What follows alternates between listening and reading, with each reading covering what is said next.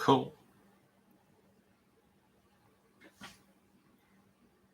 Basically stamping this thing was so ominous to me. I had at that moment I had so much sort of multi-camera sitcom baggage on me, and one of my ex-agents actually was saying, "You should read for this," and I said, "It's such a cool project. I mean, with Ron Howard and the brand of the company, they're never going to want me to risk staining how sort of post kind of comedy this is and how cool it is." And fortunately, I had auditioned for Mitch Hurwitz on something years earlier that he liked what I had done, and so he said yes to having me read for it. But your stamp on that show and your continued stamp on it as being the voice of it all the way through was such a validator for, I think, audiences, certainly in this town, which benefited all of us greatly. While it wasn't as huge a hit as some of the bigger sort of comedies, the people in this town watched it, and that really, really helped us when the show was over in our ability to get rehired. So just can't thank you enough. It was a great experience. I'm sorry, Ron. I know you had a hard out 2 hours ago. Sorry about that. Bill and I are talking to Dad. This is big for our show. Totally. I gotta say, it was when Arrested Development clicked. And by the way, I remember looking at your audition in my office, and Mitch said, I think maybe Jason Bateman, take a look. And I looked, and I just started beaming because inside I was going, kid actors, right on. That's great. I never knew that. That's great. So I was excited about that. But also, that very first pilot, the cast just clicked, and you clicked with Mitch's voice. Yeah. And the whole idea was supposed to be much more improv. But you guys did some of it. You always sort of had a green light. But mostly, you were sticking to the script. You couldn't better his writing. And it was just going. And you might not remember, but initially, the pilot didn't have any voiceover.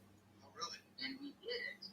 And Mitch said, how you always thought about voiceover? Pitch that. Maybe we should try it. And I said, okay. And I was literally shooting a Western in Santa Fe. So Mitch sent me this stuff with a cut.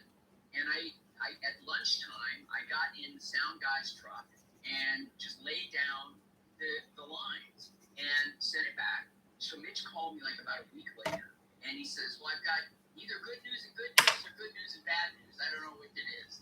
And what do you want? I said, well, I want the good. And that he's off in both instances. And he said, okay, the show tested really well. It went just great. And I said, okay, so what's the bad or good? He said, the narrator was the highest testing thing. There's the highest testing element in the pilot. You have to do it.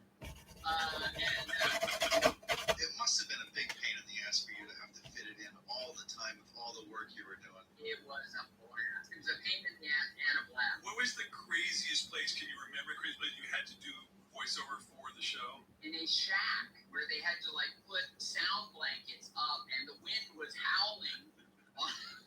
What country was that in? Let's see, what country was that in? Well, I guess it was actually in Canada. It was in Canada. And it's outside, it's in the middle of the night, and Louisa, my assistant, is saying, they need this, they need the track. and I'm reading this, and I think that we heard the wind on that last one, Ron, try it again. And but here's the thing, from the moment the show aired, even though it wasn't a rating smash, it was quality, and it was original, and it was breakthrough. And I thought, wow, I've actually been involved in 3 great shows now. How many people can say that? Yeah. It was a great show. In that, the last cycle of the Netflix versions of Arrested Development, I suddenly started showing up playing myself. This is embarrassing for Sean, by the way, because he's famously never seen Arrested Development. 2 of his best friends are on the show. Stunning. I was waiting for him to hang himself. And now so sorry, Ron, continue. Tell Sean about your role in Arrested Development. Wait a minute. Jason, tell them when we were reading copy the other week what I did. What did I call it? God, he said, I think, did you say gob? I said gob. By the way, it's in the commercial. Oh, good. It's on the air. One of our commercials, he mispronounces my character name. He'll just remain like gob. And Jason goes, do you mean Joe? I think, and he's like, no, what is this God thing? And the boys kept it in the commercial. It's so good. They say it holds up, Sean. I think you have to check it out. No, I know it does. But anyway, so now I've got to do these 3 days of playing myself, which again doesn't quite count as acting, but there's written dialogue, you know, and there's sort of a cadence and a rhythm, and some things are supposed to be set up for jokes. And I realized and all my scenes are all with Jason, and because I'm starting and it's an action and I'm doing it, and I could see Jason look at me and say, "Oh my God, he's fucked." No, not like when I looked at Brian. When I looked at Brian, I was like, oh. But I kind of remember the lines, but not really. But there were no gears. I couldn't find the clutch, let alone the gear shift. And You faked it well then. well, but I sort of soldiered through that first day. And by day 3, I felt like, okay, it's a little like riding a bike. Where's my chair? Yeah. No, I wouldn't mind acting. I'd like to act. Do you remember sort of your process, pardon the term, as an actor enough to feel like you are as good as you want to or need to be as a director when you direct actors, and basically talking their language, remembering enough of your process as an actor? A huge asset for me. Yeah. Major asset. In fact, I've had to really school myself on all the other sort of tools in the director's kit, because I've learned to be a better visualist. I've learned to understand the rhythm of scenes and how sound and music can really affect it and so forth. Because my go-to was always the actors. And to this day, I feel like the one thing you can really count on is a well-executed, well-acted moment. It'll always propel your story forward. So, that means a lot. Rob Reiner told me, I directed him in Ed TV, he came back and he said, "Oh, you should try acting again." I found that I was what I was. Man, I'm much better now, having directed so many great people. And when I was acting, I was such a dutiful soldier, and I'm kind of narrow as to the way in which I would try to deliver. And I think if I really was trying to act again and really focused on it, I think I would draw upon experiences with the, Hanks and Russell Crowe, Kate Blanchett, and Amy Adams and Glenn Close, and people like that who I've had, because I've seen them take things to another level without changing the script, without riffing anything. They just find these nuances and things that I don't think I ever had, even the awareness that I should be necessarily looking for that. When I was a young man. I remember sitting behind you in the screening of the Kate Blanchett movie is called The Missing. Yeah, The Missing. I was sitting right behind you in that screening. That was such a long time ago on the Paramount lot. And I was like, oh my God, I'm sitting right behind Ronald. This is crazy. And he just directed a movie for us to watch. And then it was over. You turned around and you said, "What did you think?" I go, "Is it locked?" And you were like, so not in the mood. You're like, "Oh, this fucking idiot. Like, funny man has to say something funny." Guys, I have to tell you about how awesome it was driving my new Pacifica. It was so cool. It was like flying a spaceship. It was so comfortable and so smooth. It's got the best in-class storage capacity, more than SUVs and crossovers, by the way. And Pacific is the only minivan in its class with stow and go seating storage system. It's cool. The seats just flip down and become like you have tons more room. I don't even remember the missing. Awesome stuff about it. It's got class exclusive spring sliding doors and lift gate. And it's also got simple kick below the sensor that allows the door to open while your hands are full, which for me is always. It can seat up to 8 passengers with heated and ventilated seats. It's even got heated second row seats. I loved all the tech too. It was crazy. Can you guys feel my brain exploding from excitement with this thing? It's got the Uconnect theater system with dual 10-inch HD touchscreens and built-in games and apps. It's got Apple CarPlay. How cool is that? And Android Auto integration. I'm just going to keep going, so buckle up. Get it? You got 20-speaker Harman Kardon surround system. What is that? I don't know, but it sounds amazing. Its efficiency is amazing, too. Gets 32 miles on a single charge and a total driving range of 520 miles. Pacifica is America's first and only hybrid, and also Pacifica is the 2019 IIHS Top Safety Pick. Chrysler is now offering Smartless listeners an exclusive $1,000 bonus cash offer towards a new Chrysler Pacifica or Pacifica Hybrid. Visit smartpacifica.com and sign up to receive this offer, updates, and more. Chrysler brand. And now, with Pacifica Family pricing, your family is their family. Customers can receive Chrysler's employee price plus the incremental $1,000 per booking assigned this year. You know, Sean, we're smack dab in the middle. There's all the films, more opportunities for employment and more opportunities to see stuff. Where do you stand on all that? I come down on the side of the latter. Ultimately, if it really is a binary decision, I really hope, and I don't believe that the large screen shared experience is going to entirely vanish. I think it's going to change. I think it has changed and it will continue to. But I do think that's a unique experience, and maybe it becomes kind of like, and I don't believe Films, more opportunity versus. You mentioned Amy Adams and Glenn Close. I've seen Hillbilly Elegy. Thank you for letting me see that. And it's such a great movie. Do you care a ton about whether your film is in a theater versus streaming? Differently said, if you do care negatively about it, is that a bigger negative than the positive that having streaming gives us all, in that there's more content, more films, more opportunities for employment, and more opportunities to see stuff? Where do you stand on all that? I come down on the side of the latter. Ultimately, if it really is a binary decision, I really hope, and I don't believe that the large screen shared experience is going to entirely vanish. I think it's going to change. I think it has changed and it will continue to. But I do think that's a unique experience, and maybe it becomes kind of like the hardcover publishing release for for a novel. Right. But I'll always value that and cherish that. But in my entire career, more people have seen the movies I've made on TV than ever, even when they were massive hits. So, but does it affect your creative process, the way in which you might frame a close-up? If you're thinking about a smaller device, you might have a tighter close-up, or your light levels in contrast because of ambient light and then in a room versus a theater? Not anymore, no. I mean, when I was doing TV movies, you had to, because it was really a different format. But now, if you're doing TV, you could do a 2:1, and it looks very much like 1:8:5 in terms of format and screen ratio. I don't, and I'll tell you why. Because when I first began doing TV movies, and I was hearing a lot about certain kind of coverage and certain kind of composition, in those days, if you wanted to watch a classic movie, you had to find it in the TV guide, and then either put on the timer or wake up and watch it. Right. And so I hadn't seen Grapes of Wrath in a long, long time, John Ford classic, and I really wanted to see it again. And it happened to be coming on during night shooting. We were doing some nights on Happy Days. And so I ran to my trailer. I had a little black and white TV. I mean, literally like probably 2 inches maybe.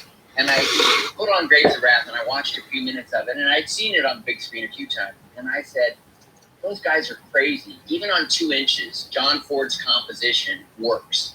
Yeah. And so go with that. And that's pretty much what I've adhered to. And today, of course, Home screens are big. well, home screens are big, and photography's quicker, lighting's faster. Ozark looks like a movie. It felt like a movie. It all translates. Although I remember we were working on our show, Flaked on Netflix, and with Wally Pfister, and Wally was directing, but he was setting up this shot as we were setting up the look for the show.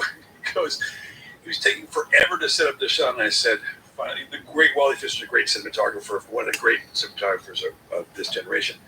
And he was setting up the shot, and I said, Wally, I hate to break it to you, man, but people are going to be watching the show like this on the subway, on their phone, like this.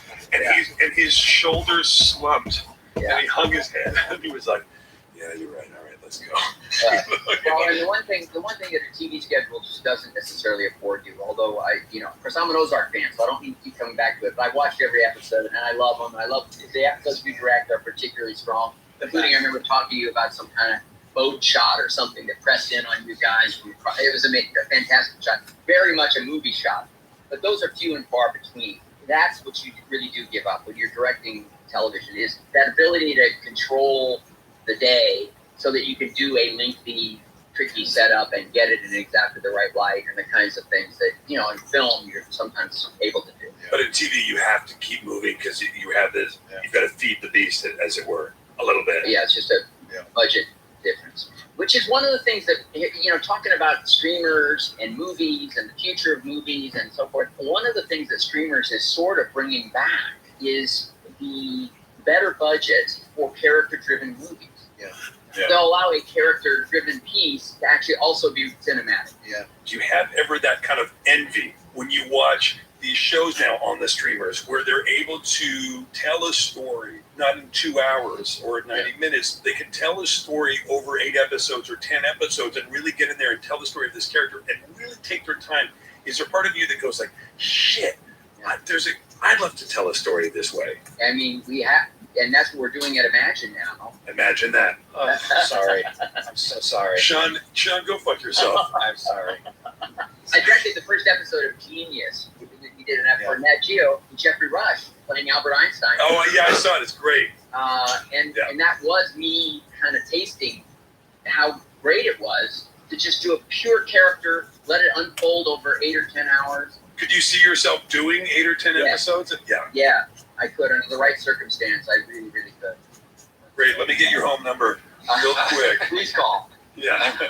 So, Ron, I just want to say Thank you so much for being with us. What a blast. thank you for being here. And every time I've met you, you are like the most cheeriest, wonderful, kind, sweet, generous vibe about you that is just amazing. No wonder everybody wants to work with you.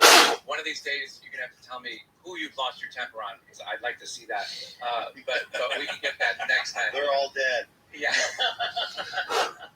But thank you for being here. I have a billion other questions, so hopefully we can do it again. Thanks. That podcast is great, and and now I'm addicted. I listen to them to kind of understand what you guys are doing.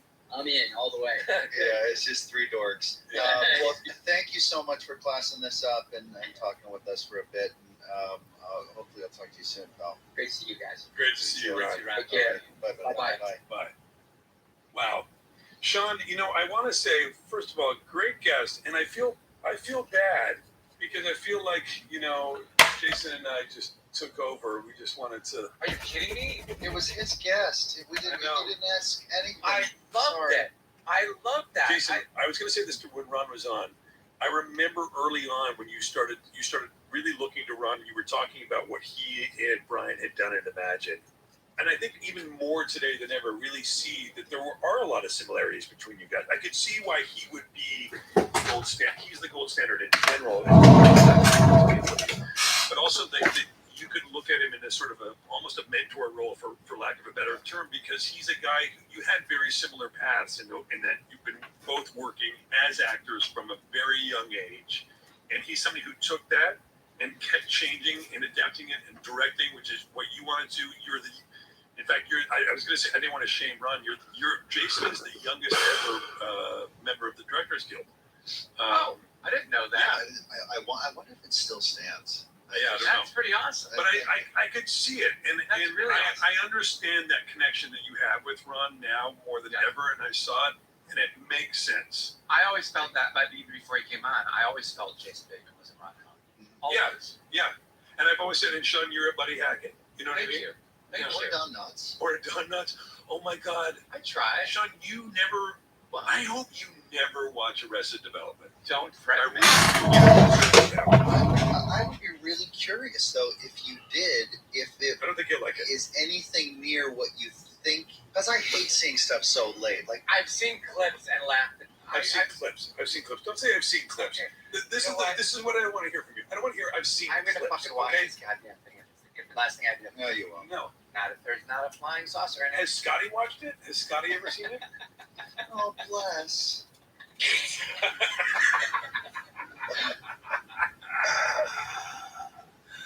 Look, the point is, You know The what? names The point is, you could spend like we're really great friends. We could spend all the time in the world together. But bye.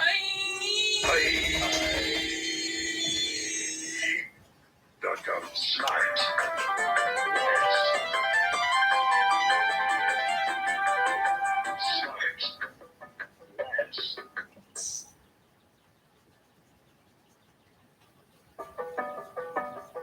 Hey there, Will Arnett here from Smartless.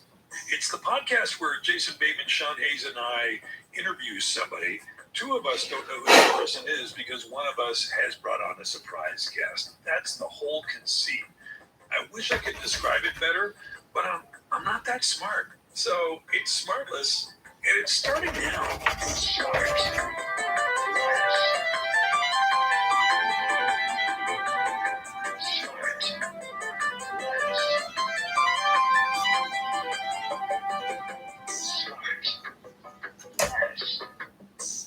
Smartless is presented by AutoZone, America's #1 battery destination. Make a donation to St. Jude the next time you visit AutoZone as part of the St. Jude Thanks and Giving campaign going on all November and December. You never did a guest spot over at Morgan Mindy, huh? No, but I would have. What was your best guest spot when you were a kid? Knight Rider. Yeah, of course. Knight Rider just made my year. I was 15, and so I couldn't drive yet. So this was an opportunity not only to guest on the best show in the world, but also drive a Trans Am owned by the Hoff, and see how they do all the tricks over there. They had like a little guy sitting behind the seat that was like looking through this mesh sort of headpiece in the seat. Sure. I loved all the movie magic. I was going to say you would have made a good computer if they already had. You would have been a good. I would have cast you as a computer. I'd still cast you as a computer. Wait, because I know that about you. It was on the other day, not your episode, but Knight Rider, and Scott and I turned it on, and they did this like super fancy interior shot of the car, and I'm telling you right now, it was disgusting in there. It was like there was like dust and like wrappers all around it, and like all the scratches on it. Like it was not pristine at all. Yeah, Wow. the on-set dresser was not great. Look at 35 years later, you're taking shots at Transpo and picture card. Great. We'll have the local on your ass by Monday. Hey guys, I'm so glad that we're here today because we have a guest on our show. And we say this a lot, sort of no introduction, but this is just another example of that. This is a person who has won almost every award it's possible to win in. Well, you know what? I'll let him tell you about it. Ladies and gentlemen, Mr. Ricky Gervais. Oh, it's a nice shot of the awards in the back. Look at all the awards. Guys, it's not all of them. It's half of them. There's lots of walls. Wow. I nearly laughed a couple of times when I was waiting. So wait, what did you win the guitar for? I didn't win that. Yeah, that's just something for the ladies. When they're looking at your awards, let me play it too. Oh God. Oh my word. Look What at a you. joy.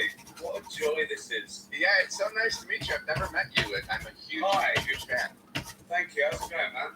Good, man. You guys don't know each other. No. No, there's one time I saw you standing outside of the Beverly Hills Hotel, and there's nobody else, and I was like, oh yeah, that's Ricky. I'm a huge fan. Should I say something? And then I fast forward in my head, if I just go, hey Ricky, I'm Sean, and I didn't know if you knew who I was, and then you'd be like, hey, and then it would just end, and so I was like, maybe I should skip that. It's kind of how it's going now. It's kind of what's happening. Well, one time I was at a Christmas party at Meg Ryan's house. This is decades ago, and Steven Spielberg was in there, and I'm talking, and I've never met him. He's like, oh my God, and I couldn't believe he knew who I was. We were talking for like 2 hours. It was awesome, and then I made this huge goodbye. I was like, bye, Steven. Nice to meet you. I go out to the valet in front of the house, and nobody's there, right? And I'm waiting for my car, and then Steven Spielberg walks up, and it's just us two. And we already had a massive goodbye.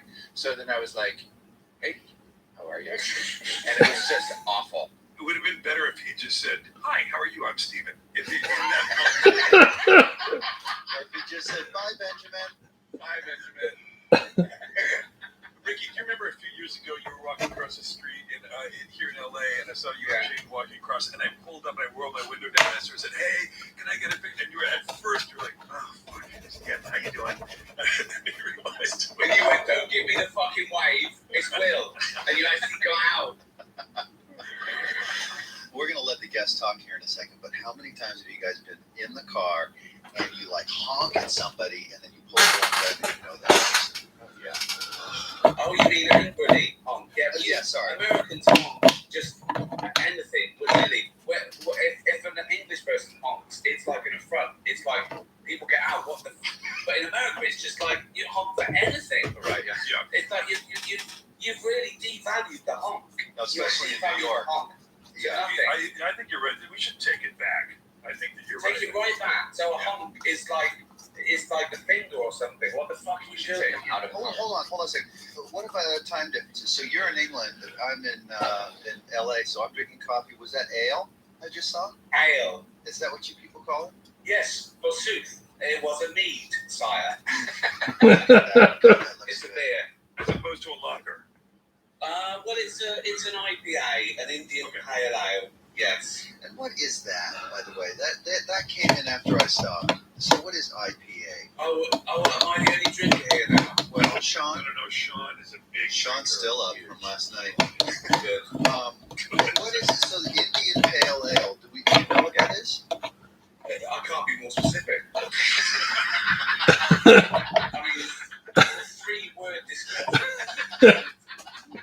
I don't know of any other drink that's got 3 words already to really specify what it is.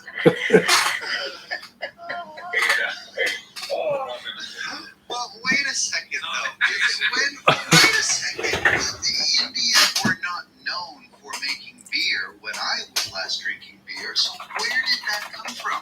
Sorry, are you saying Indian in the real term, the subcontinent of India in Asia, or what you call Indians, which are Native Americans, just what you arrogantly called Indians? Yeah. I just want to say, Ricky, just give Jason enough rope. He's about to hang himself. Jason. That's pretty good.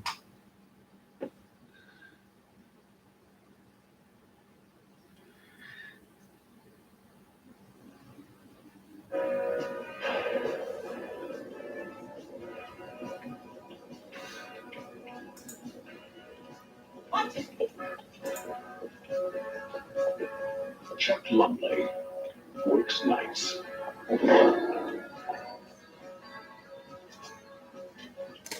He's a civil servant, and so is Bill. Chuck and Bill have a very strange partnership.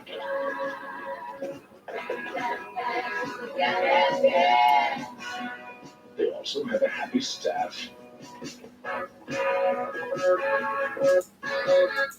And the future looks good.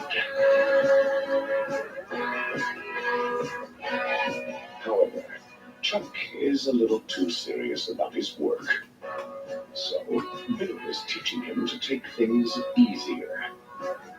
What is this fucking movie?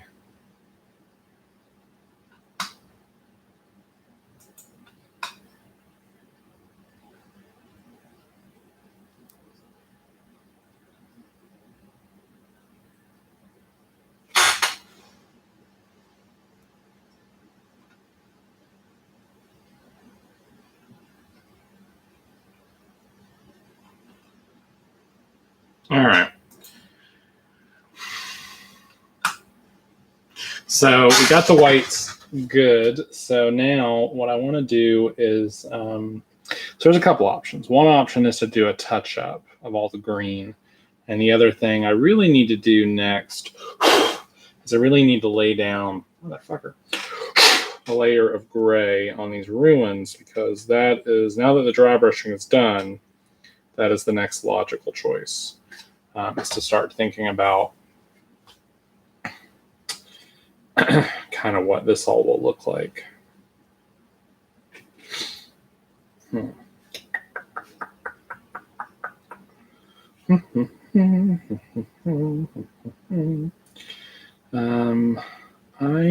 don't know which one I want to start with.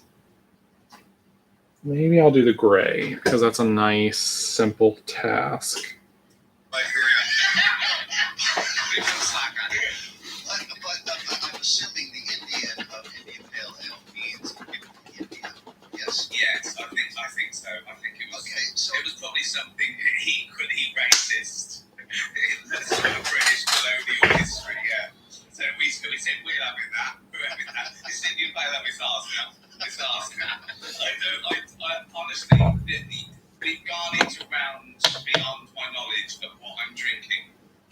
All I know is it's 5% alcohol. It's 6 p.m. That's all I need to know.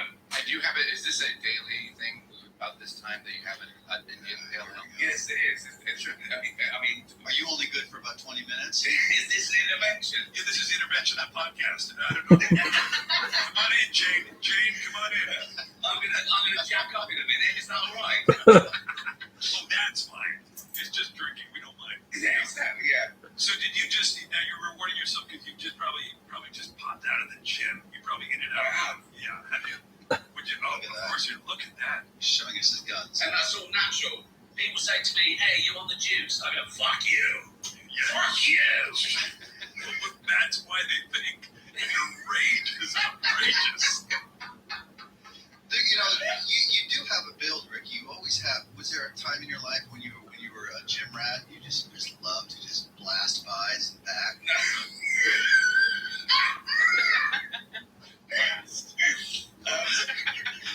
Listen, You must have, because that you're not born with pipes like that, are you? no.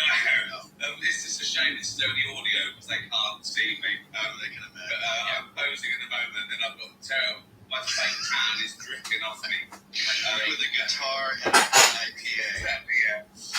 I do work like work out every day. I'm trying to. It's getting harder and harder.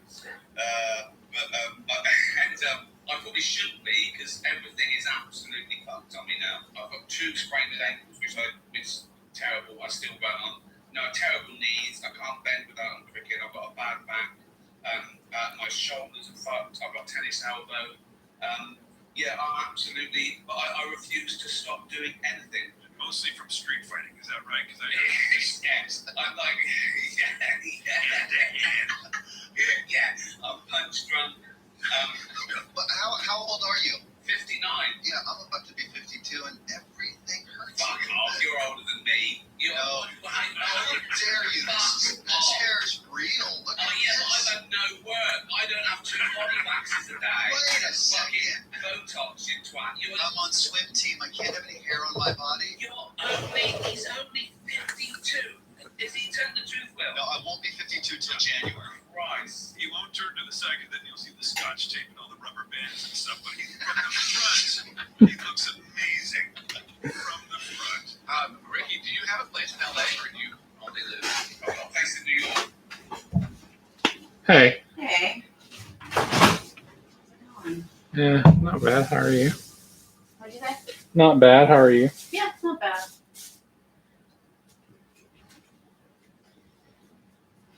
You done with all your meetings? Yep. Nice. You're like, I'm getting a beer. I'm just messing with this Oh, the soup. Yeah, nice. do you want a beer though? How are you? I'm okay. I'm a little warm. I think I'm at that cusp of like, is it air conditioning time? I'm not sure. Yeah, It's a little early in the spring for air conditioning. it is. It's also supposed to, this storm coming through is supposed to drop everything significantly. Oh yeah. Like hard freeze, 20s. What? Mhm. You fucking kidding me? Just clean the fireplace. I know. I thought about that when I saw that report. All right. Guess I'll clean it again. I love ya. Me too.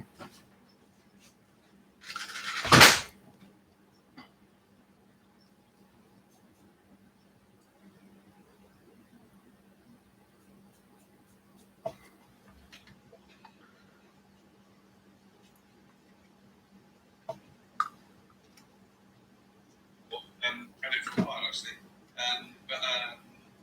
Especially this year, I've spent most of my time in leafy Hampstead. Will's been here. It's beautiful. It's a great spot, and you live next to the vicar. I do, yeah. Yeah. And Who's that? It's just a vicar. He said the vicar, but it's a vicar. There's thousands, and I live next to one of them. What's a vicar? A vicar? Yeah. You don't know what a vicar is? allow Ricky to relieve you of your ignorance. Go ahead, Ricky. A vicar? It's a deep list. Like a preacher, like a local priest. Yeah. So you live next to a priest? A vicar, yeah, it's true. Or you live next to a priest's house? This podcast is, I mean, then I have to explain it. I mean, we spent 3 minutes on what's Indian Pale Ale. It's not that important. What's a vicar? Fucking hell. Well, you listen. You've spent time with Bateman before, for Christ's sake. You know what you're getting into. I have. I couldn't believe my luck. I was a huge fan of Teen Wolf and Sure, two. Two. Oh, I haven't seen two. No, you're not. Can I tell you? So the first time Ricky that I became aware of you was from watching The Office, and Janine Garofalo had videotapes at the time of The Office, and she brought them back and she gave them to Amy and me. We watched it. We were about to start Arrested Development, and Jason and I started watching both obsessively, and we were just absolutely obsessed with The Office. We just thought we'd never seen anything like it. It was just brilliant. And I remember you would come to LA for maybe the Golden Globes or something, and we met briefly, and we exchanged numbers, and you were going to come to the set of Arrested Development, you remember? And I remember saying to the set PA, I said, can I get a drive on at the lot? She said, yeah, give me the name. And I said, Ricky Gervais, and you weren't yet a household name in this country. Still not. And she said, what is it? I said, Ricky Gervais. And she said, can you spell it for me? And I actually stopped her and I said, I want you to remember this moment of you this name, because you're going to be really embarrassed when you look back at it. And she was like, okay, whatever. And that was our first experience. And we were just, Jason, do you remember how blown away we were back? We couldn't. I couldn't get enough of that show. Yeah. I still, it's uncomfortable for me to even talk to Ricky. I'm a little starstruck. It was. Oh, I ended up getting enough of it.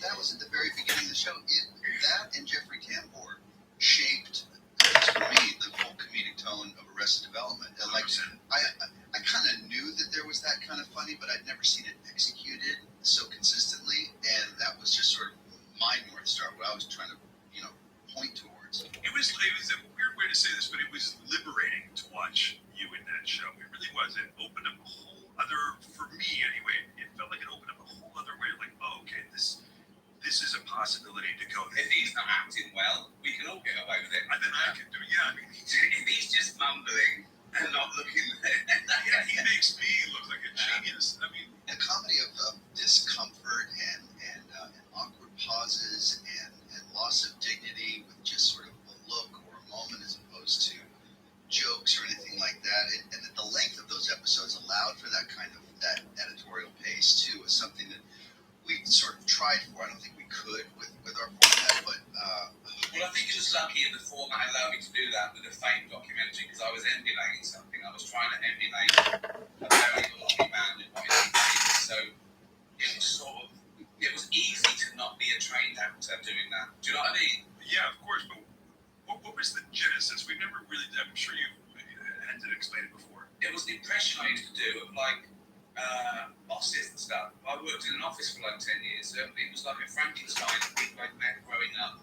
And you suddenly, and I was always the idiot. I was always trying to make people laugh. And I was that guy.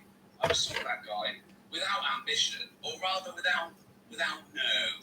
I think I'd lost my nerve. I'd just been a failed musician after like 5 years of trying. I got a normal job, and then I worked my way up to sort of middle management in an office like that. In fact, the little pre-pilot that we shot, I went back to the office I used to work in, and I used mates as extras, and I just ad-libbed around this character showing off to the camera. And the seed of that was we had 10 years of these quaint docu-soaps in the 90s on British TV. The new big thing was docu-soap. We had one called Airport, we had one called Hotel, we had one called Liner, and it was just normal people filmed, and they'd become sort of stars for 10 minutes. And of course nowadays they become stars forever and make millions. But then that was their 15 minutes of fame, and you wheel them out, tell you. So it was ordinary people wanting to be famous. and was it the same type of format? Would they address camera? Would there be testimonials and things like that? Yeah, there was usually a narration as well. But, we didn't do that, but there was often, it was things like the cement in the swimming pool was late and they have to open it now. It was stuff like that. Right. Was it sort of a Michael Apted? Was it inspired series at all? Do you think? Well, that's the greatest. That's incredible. I mean, that's still going, but that really is beautiful social commentary. Sure. These got all in town, and then people would be doing them. I'd be famous. Everyone says I'm a laugh. And it's like there was suddenly too much, So then it was people trying to be famous, and so that's what I picked up on with Brent. That he was a bit sad. He was forgotten, and he thought, now's my chance. And if it was the fake documentary, it wouldn't work. Yeah. Because once you know why David Brent is acting like that, it's so tangible. It's so great. He just wants to be loved and famous. And it's heartbreaking in a hilarious way, yeah. John, we are into the winter, the holidays. Winter weather means more dead batteries, and there is no better place to get a new battery than AutoZone. Yeah. Doing AutoZone. They are America's #1 battery destination. AutoZone has free battery testing and free battery charging, and if you need a new battery, they have Duralast batteries, the batteries more consumers choose. It's great because the holidays are dramatic enough, right, Sean? The last thing you need is more drama from a dead battery. We don't need it. No, I know this. Like, what if your family just disappeared, leaving you all alone? Maybe you get in the car to drive around, trying to find them. Boom, car disappeared, dead battery. No, I was thinking more like you're getting in the car to head to work, car doesn't start. That's a damper on your day. But fortunately, AutoZone can get you back on the road quickly if you had a Duralast battery. Oh, okay. Let's say you need to get to the airport. Right. That's dramatic right there, right? Exactly. A dead battery, that's awful in a situation like that. Right, you got to get to the airport because the love of your life's about to get on a plane and marry someone else. That's total trauma. You don't need a dead battery making you miss your chance. Sean, that is very specific. You said dramatic. Right. Well, listen, my point is life is not like a movie. The frustration and trauma from a dead battery can happen when you least expect it, and you don't have any popcorn to soften that fall. Making travel a big sudden pain in the arse is rarely world-ending, but it can feel like it. Am I wrong? No, that's why you go to AutoZone. They got great batteries and great customer service to help you accomplish Good your Lord, this goals. space is so busy I can't get around it. We're just getting on with your day. With free testing, free charging, and Duralast batteries, AutoZone is America's #1 battery destination, and they'll get you back on the road. What was I thinking? Get in the zone. AutoZone. Sean, as we head into the holiday season, Blue Apron is here to help you stress less. Whether you're hunkering down amidst the cold weather, too busy planning for the holidays, or just tired of figuring out what's for dinner every night of the week, Blue Apron can help you take meal off your plate. Speaking of plates, the Fontina Delicata Focaccia pizza. It's amazing. I inhaled the whole thing. It's like I still stand by. I love that creamy, with the tomato pasta. That's how we say it in Canada. The other good thing I like is they do that strip steak. Yes, it's so good. Mushrooms. Have you had that? That is so Really good. Just like a restaurant. restaurant, and all the ingredients come fresh, and then you just make it, and then you kind of look like a bit of a genius. Yeah. And Blue Apron helps households experience the joy of culinary experiences at home.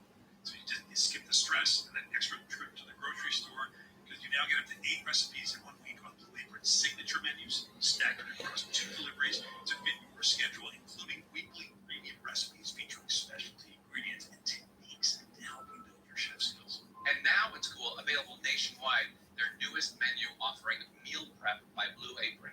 You'll receive multiple recipes that altogether can be prepared in under 2 hours using one streamlined set of steps. This means you get to enjoy a variety of tasty meals instead of eating the same thing day after day. Because with Meal Prep by Blue Apron, you get new flavors, ingredients, variety. It's what you love about Blue Apron, made for your schedule.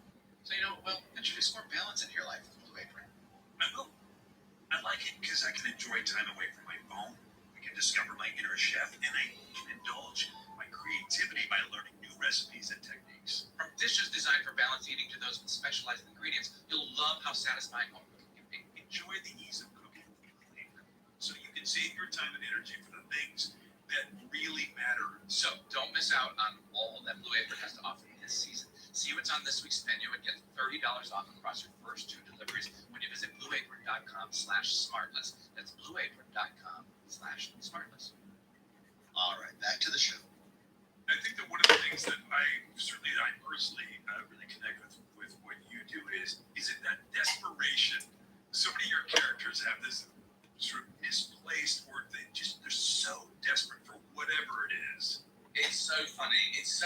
and sad at the same time. That I think the funniest characters, and obviously in real life, the documentary expert, we like real life is the most dramatic and the funniest.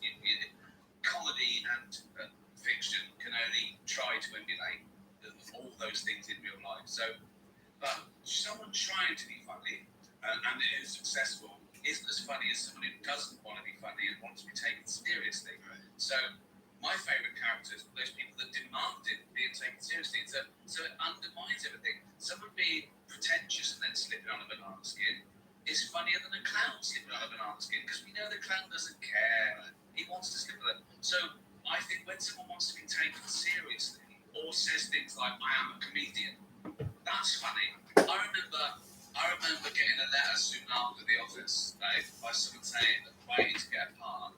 And the letter started, Dear Mr. Gervais, I am a brilliant actor. And I thought it was Signed, Sean. So you got it. You got it. Because I still haven't heard. I don't know. Yeah, desperation's funny, anger's funny. People with no sense of humour is funny. People with no sense of humour is funny. One of the things I think is so admirable about you, and there's no question here, so don't feel the need to respond with your humility to keep you from doing that, but all the vulnerability that you put into David Brent and many other characters that you play is really the root of the comedy. The man is so broken and a mess inside that is what I find so heartbreakingly hilarious about it. Yet, on your stand-up, it is almost the polar opposite of that, in that there's so much confidence and judgment, sort of the character that you play, and you can still get equal laughs with that. So the fact that you're able to make people, Well, that's very interesting, because I don't think you need stand-up is slightly different. Stand-up is slightly different to fiction in the sense that when you do a sitcom or film or whatever, you do your best and you try and make the plot work and the characters work and you do all that, and then you put it out there. There's nothing you can do about it. With stand-up, you do it every night, and the audience, it's more like evolution by natural selection, because they choose the bits for you. It's more like a science, because it either works or it doesn't. And by the end, you've got everything that works every night to everyone around the world, because it's tried and tested. It's they've chosen it for you. So that's slightly different. So what you don't want with stand-up is the audience to feel sorry for you, because you haven't got time. You don't want that. You don't want that. No, because it's the pure. It's like the purest. Sorry, because it's the purest.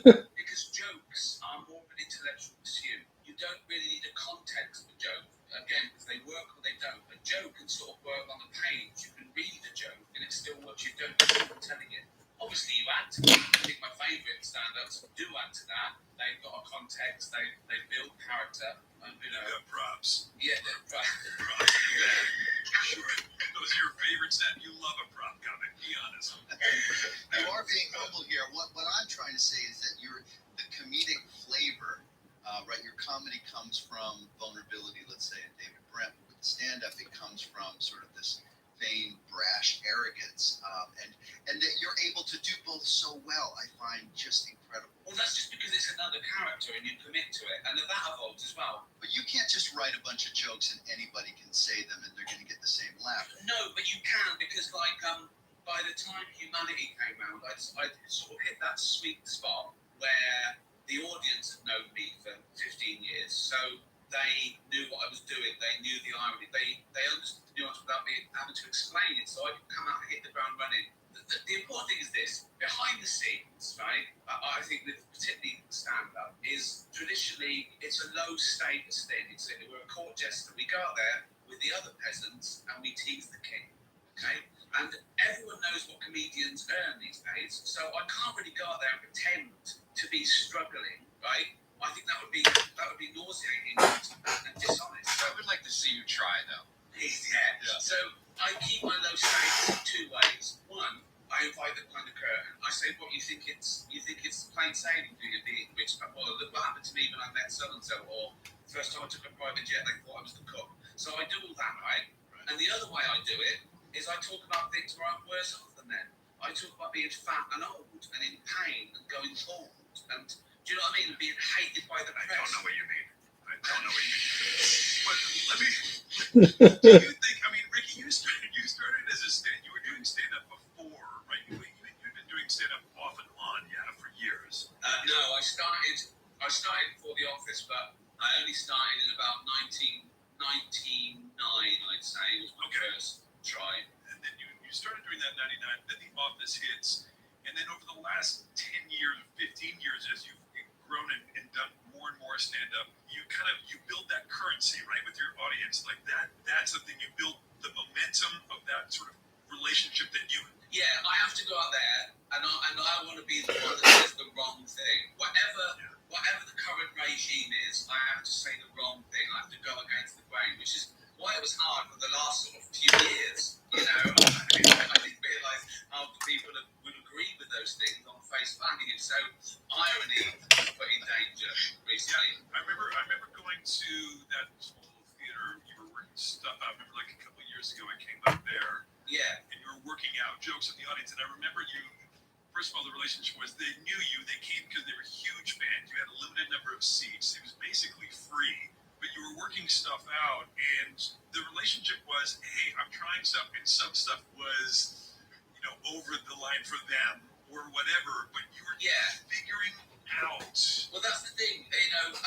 You do have to find the funny, but you have to go for it, and you have to be able to play. And that's the problem again with today as well, because I've done shows that I'm trying stuff out, and it's been reviewed. And I'm going to go, well, that's mad. You can't do that. You can't do somebody who's just started a painting and it's rubbish. I haven't done it yet. I've just done the back. It's crazy. So you have to fight against that. And I try and keep explicit politics out of the company, because I think if you're relying on the audience agreeing with you and getting around applause, it loses something comedically. I want my jokes to be liked. I don't care whether they're right wing or left wing or whatever. Right? The joke either works or it doesn't. And it actually shouldn't matter. It's meaningless anyway nowadays, left and right wing. It's a meaningless term. But I think it's important that you evolve, but not for those reasons. You don't evolve because it might be taken the wrong way. You don't evolve because you might be bullied by a reviewer. You don't evolve because you want everyone to like it. That gets you nowhere. When did that happen for you? Because that's a certain fearlessness that I think you have to achieve. You can't. I'm sure there was part of you when you were much younger that you didn't have that, right? I've probably got more fear now, but you have to fight it. You have to know that art is being brave.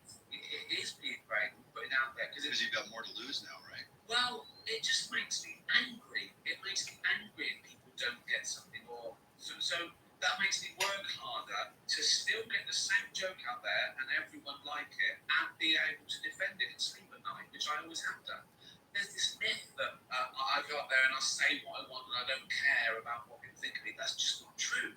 It's a hell of a challenge to I do love it when you do say at the end of it, I don't care. Yeah, of course. I love that. And that's marketing, Right. And you have to be militant about it. You have to act like you don't care. Right. But actually, it annoys me when any sort of someone thinks that you've done this or you've gone too far, or I want to go, well, I've worked that joke for a year with like hundreds of thousands of people. You thought about it for 3 seconds and you've got it wrong. I think because reviews now are so fast and people don't think there's no nuance on social media. Like 10 years ago, or say 20 years ago, if someone complained about something, it would make me think, like, oh God, really? Now someone says I'm offended, I go, yeah, of course you are. Everyone is. It doesn't matter. Yeah, I brought this up before that you have that great tweet that's been shared millions of times. I think now what you say, just because I've worked that joke for a year with like hundreds of thousands of people. You thought about it for 3 seconds and you've got it wrong. I think because reviews now are so fast and people don't think there's no nuance on social media. Like 10 years ago, or say 20 years ago, if someone complained about something, it would make me think, like, oh God, really? Now someone says I'm offended, I go, yeah, of course you are. Everyone is. It doesn't matter. Yeah, I brought this up before that you have that great. I think there's no nuance on social media. Like 10 years ago, or say 20 years ago, if someone complained about something, it would make me think, like, oh God, really? Now someone says I'm offended, I go, yeah, of course you are. Everyone is. It doesn't matter. Yeah, I brought this up before that you have that great tweet that's been shared millions of times, I think now, what you say, just because you're offended doesn't mean you're right. I know. People even understand that, and they still fall for it. They still think, no, this is different. I did a tweet when I was doing the warm-up for this new show. I said, guys, are there any things I should never joke about? And of course, everything people said was funny. Everything people said was funny. This disease, this things like. One person said, losing 2 children, which I thought was just an amazing thing to tweet. Just an amazing As opposed to one? Yeah, I say so specific. So specific. It's sadder than 1, but funnier than 3. That's a definite for sure. I remember I said something similar years ago on Twitter, but something along the lines like, I apropos of nothing, like, I hope you're not offended. And all these people immediately got on me. A few people sort of saying like, well, what is it you're talking about? They were pre-offended. Yeah. And I hadn't even said anything. Yeah, of course. So you're right. It's watered it down. Who gives a shit? Because it amplifies it. Twitter is like reading every toilet roll in the world. Okay. And when you look at that, you shouldn't ever be offended by anything on Twitter. But it also depends on the messenger. Like, I think you are a messenger of that. Like you said, like, it's all branding and marketing. That's who you are. It's kind of like Don Rickles, who I thought was always hilarious. He was so offensive to everybody he met, but because it was Don, it was almost okay. But if it's somebody else trying, it's not going to work. Well, that's the other thing as well. It's like, I'm offended when a comedian says sorry. Right. Because I usually means they've got a film coming out or something. The last big venue stand-up I went to was you at the Hollywood Highland, I don't know how many years ago. That business of big venue for stand-ups. Ricky would text me from time to time on his way to an arena, just like, oh, God, 18,000 tonight. I don't even know if that's a big number. Sorry, I gotta go. Lost perspective. 18,000 people are waiting. Sorry, I've got to dash. Wait, Ricky, can I ask you something? Because I don't know if I hope I get to see you again. I just So far, it's not looking great. It's not good. I think you're brilliant, but I always wanted to ask you, like, I always found it interesting. You and I share several things in common. Like, I started out really early wanting to be a pop star like you, but you kind of succeeded with an album and everything, and we're both gay, right? He was ready for that. I don't think he was ready for that. That's not this podcast. Episode is about to go huge. We both slept with Bateman. Yeah, right. Guys, And then tell about it. Podcast. No, but Can I go and get a beer? oh, Yeah, go get a beer. Hang on. Let him go get a beer. okay, good. Hi, guys. Hi, JB. What happened to your hand? Oh, I was pulling my golf bag out of the backseat of my Tesla. Oh God! Is that wait? Is all of that true so far? And I sprained the tip of my ring finger. Yes. Well, I'm glad you got ill. So maybe we can get back to my question. Sorry. So listen.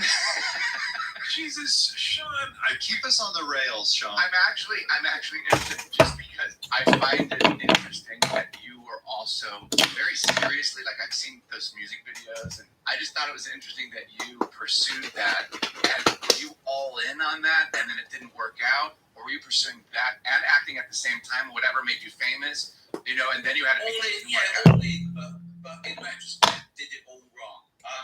I was in a band. Because I love those songs, by the way. Thank you.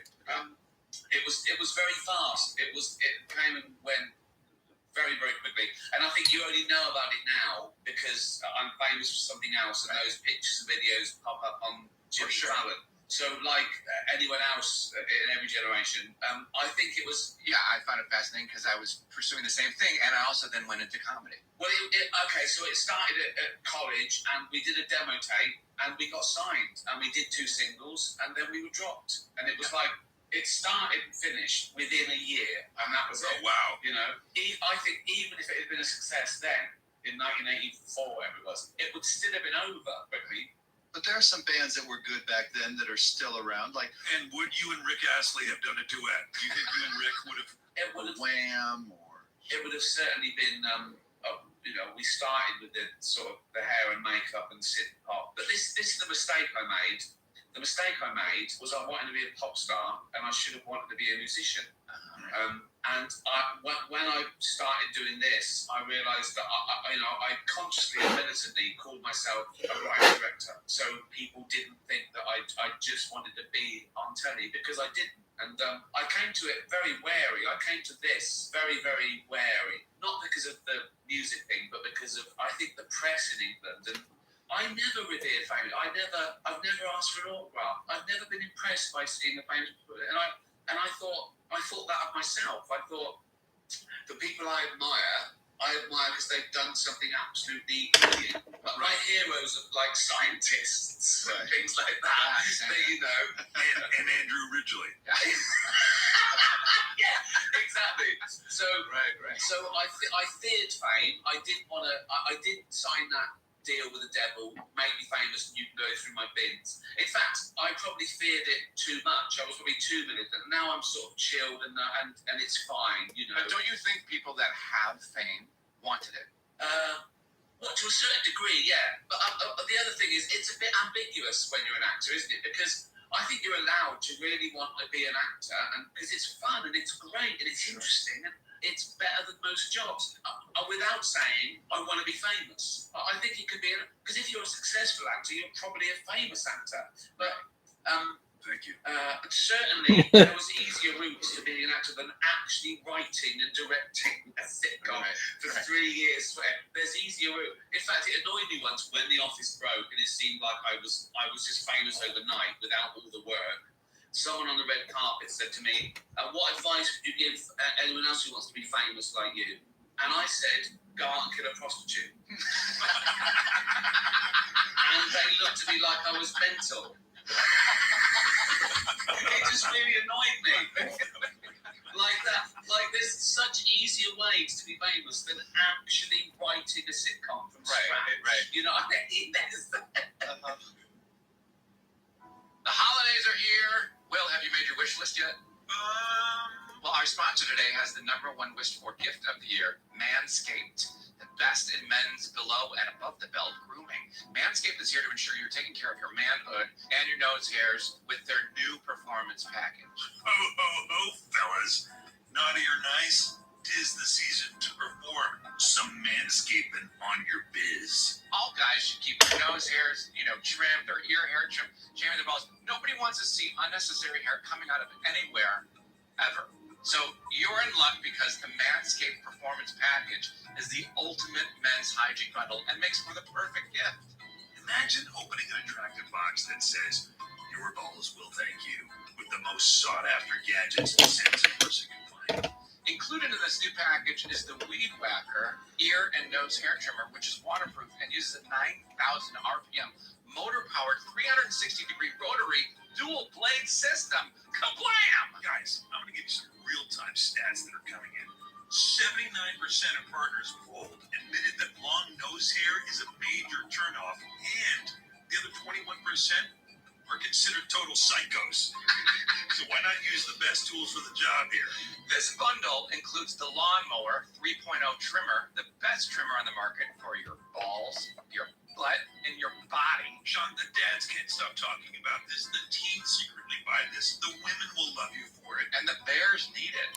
'Tis the season of Manscaped, so get yourself, your dad, your brother, and friends the best gift of all, the Manscaped Performance Package. Wait, and here, let's not forget their famous liquid formulations, the Crop Preserver, Ball Deodorant, and Crop Reviver Ball Toner to maximize your ball hygiene routine. Get the Performance Package now to receive 2 free gifts, the Manscaped Boxers and the Shed Travel Bag. The Performance Package is the best value that Manscaped has to offer and is hot off the shelves. It's a great package for your package. Get 20% off plus free shipping with the code SMARTLESS at manscaped.com. Thank you, Manscaped, for making our holes look sexy. Get 20% off and free shipping with the code SMARTLESS at manscaped.com. That's 20% off with free shipping at manscaped.com and use code SMARTLESS. What are you waiting for? Go whack your weeds and make Santa proud.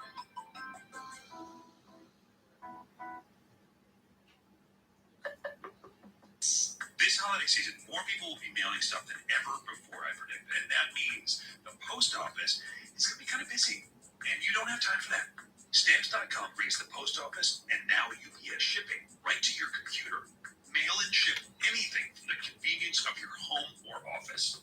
With Stamps.com, Anything you can do at the post office, you can do with just a few clicks. Plus, Stamps.com saves you money with deep discounts that you can't even get at the post office. You know, it's good for the holiday season, sending out Christmas cards for everybody personally, but also professionally, right? Yeah, it's great. My company uses Stamps.com all the time. It's very convenient, always reliable. Stamps.com brings the services of the U.S. Postal Service and UPS right to your computer. Whether you're a small office sending out invoices, an online seller fulfilling orders during this record-setting holiday season, or even a giant warehouse sending thousands of packages a day, Stamps.com can handle it all with ease. Simply use your computer to print official U.S. postage 24/7 for any letter, any package, any class of mail, anywhere you want to send.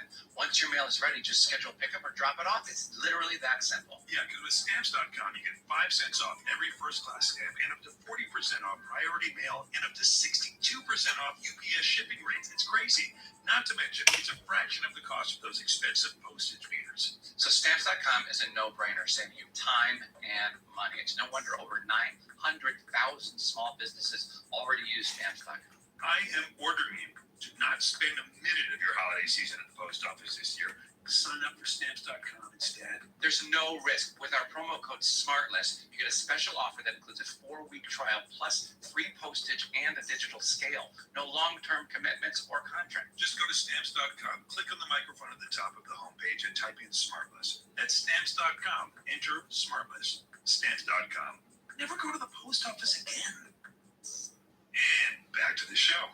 Do offers come to you and you kind of flirt with that, or do you only create your own things and only want to create your own? I think the offers have dried up because it's been no for like 10 years that I've usually been busy. And you start off in your flat. And I remember, I think the second episode of The Office had gone out in like 2001. And my agent got a call from a studio making this movie, and they sent me the script. And I said, what part am I? And they said, the lead. And I said, it says here he's 26, right? And I was 39 at the time, so I'm 40. And they went, we can change that. And I thought, okay. And I said, I said, who's going to go and see this? No one knows me. And they went quiet. And I went, you need John Cusack for this. And they sort of went, okay, well, thanks for the call. And in my head, I was oozing integrity. And they were going, what a guy. But actually, they probably went, what a fucking idiot. Who do you think he is turning down a lead movie? He's not going to get away.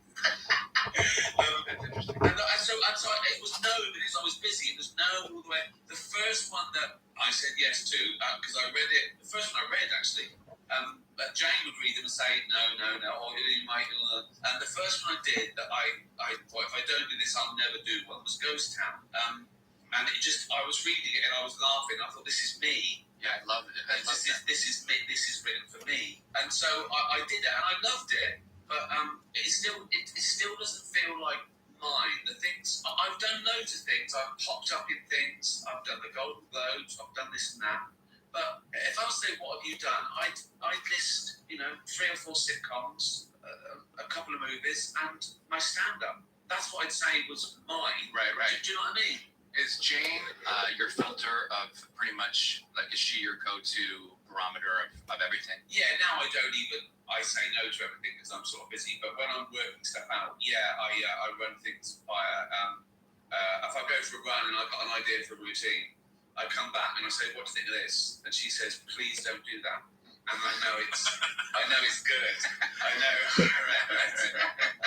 Well, I love how many times we've been fucking around or having dinner or whatever, and how many times Jane has said, you guys have to keep your voice down. Shut the window. Shut the window.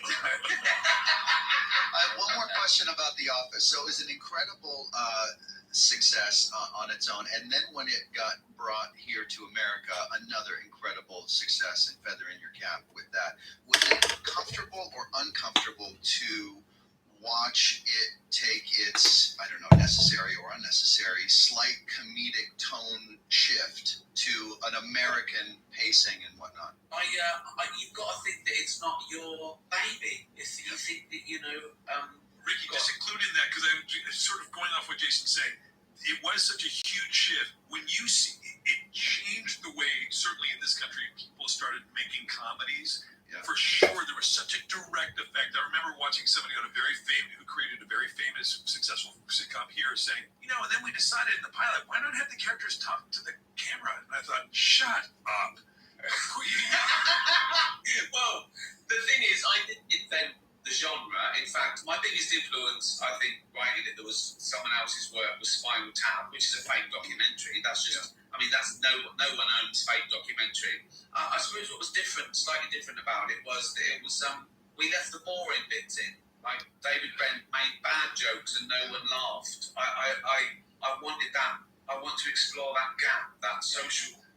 Because that's the worst thing for me. I don't get embarrassed, but I get embarrassed for other people. If we're in a group and someone makes a bad joke and no one laughs, I just want to go back in time and go, right, do it like this. Let's do this again. And Ricky, what you guys did so well on the show, and I remember this kind of reminds me of when Mitch Hurwitz was putting together the pilot of Arrested. What you've done so well is...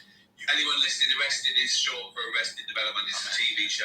He just he leaves off the last word. It's just that there's limited time. I worked out that if we said Arrested Development every time, it'd be 3 months of our life. Great, now we're gonna go cut that out. But you, by the way, Ricky has called me on that like out loud in a restaurant. Arrested Development. But what you did such a great job is when you put that show together, you recognized you'd have David Brent do the worst joke or do something super embarrassing, and then you always made sure to anchor that by looking at the reactions of the people around him, you whip hand or whatever, and that's what happened. Yeah. I remember with Arrested, Development, but that Mitch said that when he was putting the pilot together of Arrested Development, that he had he was like, it's not working, and he realized that he needed to have all these crazy characters do stuff, and he needed to see Jason's reaction to it because that put it in the context. Well, that to me is the comedy. Someone doing something weird is one part of it, but it's how does it fall? What's the fallout of it? That's what's always interested me. And again, I learned that from Laurel and Hardy. So Stan doing something stupid was funny, but it affecting Ollie was the joke for me. That's what some comedy didn't have before that. There was no fallout. No one got hurt in the wake of someone doing something ridiculous. Like people be acting, they'd be saying something, but they'd be acting like he said something normal. Right. And so you have to react to that. People. Yeah, there's nothing weird about Martians on Mars. You put a Martian on Earth. That's interesting. Well, that's another very good point because that's why. Again, David Brent was the boss, and so he shouldn't have been acting like that. He should have been the grown-up. He was acting like a child. So again, he was the big thing there was men as boys and women as adults, which again I think is reflected. But again, Laurel and Hardy did that.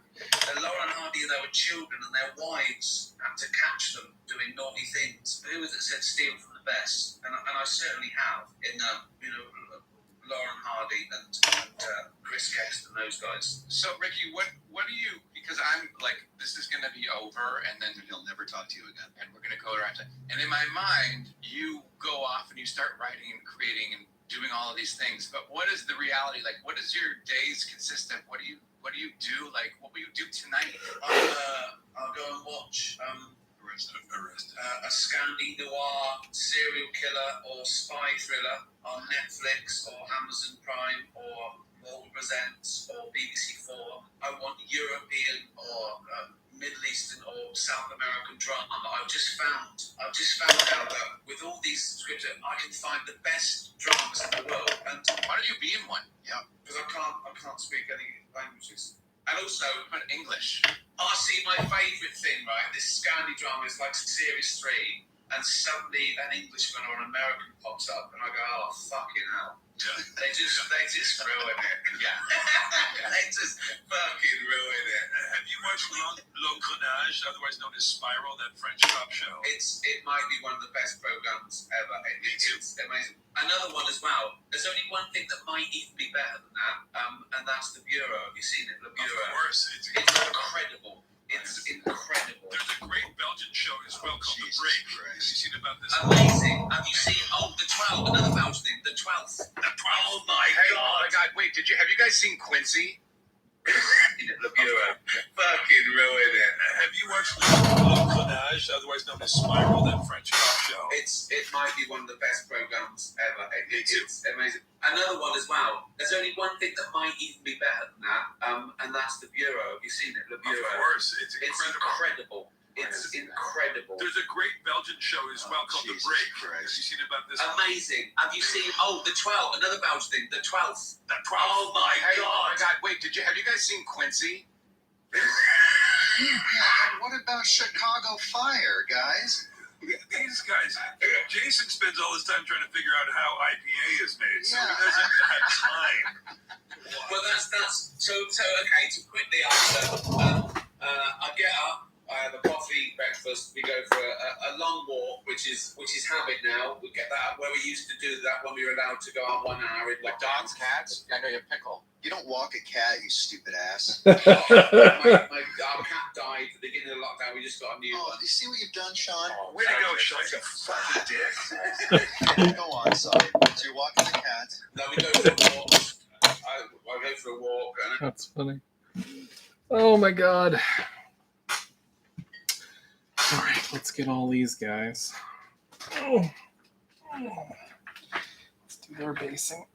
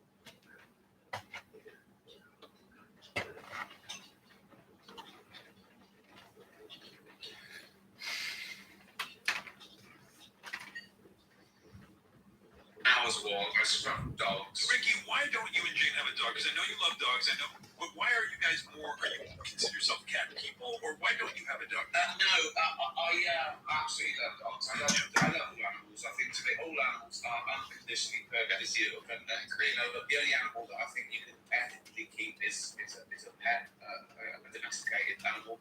But I love all animals. But the reason I have a dog is we travel too much, and a cat, you can have a cat sitter, it doesn't care. Okay? Yeah. A dog, I can't stand the dog. The dog doesn't understand. They have an emotional intelligence beyond some people. I can't bear that I have to travel so often with a dog. So wait, well, then what happens with the cat? The cat just stays home, you leave out a big bowl of milk and No, people look after it, don't we, you fool? like the Flintstones. Yeah. So your guess is that cats are so emotionally stable and secure that you can go travel around doing all your shows for a couple of weeks and they're good. With a dog, your guess is that they're just emotional basket cases and they need you there a little bit more often than once every couple of weeks. Well, it's based on knowledge. It's Science. Because of all the interviews they've done with the cats and the dogs. Yeah. Is Jane a dog or a cat? Jane's a woman. Oh, not kidding. Is she like the independent, like you can go away and I don't need to see you, or is she a dog like where she's like, I'm gonna miss you, I need you back? Oh, I see. I see. Yeah, I was trying to elevate. Jane's got some sexy indifference like a cat, right? It's like she doesn't really need you. She's all fine by herself, right? No, Jane, She needs you. I'd like to think Jane needs me. Wait, can you get through that one more time without laughing? That would be great. We're still rolling. She needs you. She does need you, and you can bring the dog, because you're only gone a couple night here, night there, because you've got to go and do these arenas, and God bless you. And I feel the same way. I need to do arenas too. But so let me ask you this: so what do you think? You've been at home. You've been working on. I know you're working on series 3. I'm working on my body now. Yeah. That's why you can't see my hands. He's doing leg lifts. He's doing leg lifts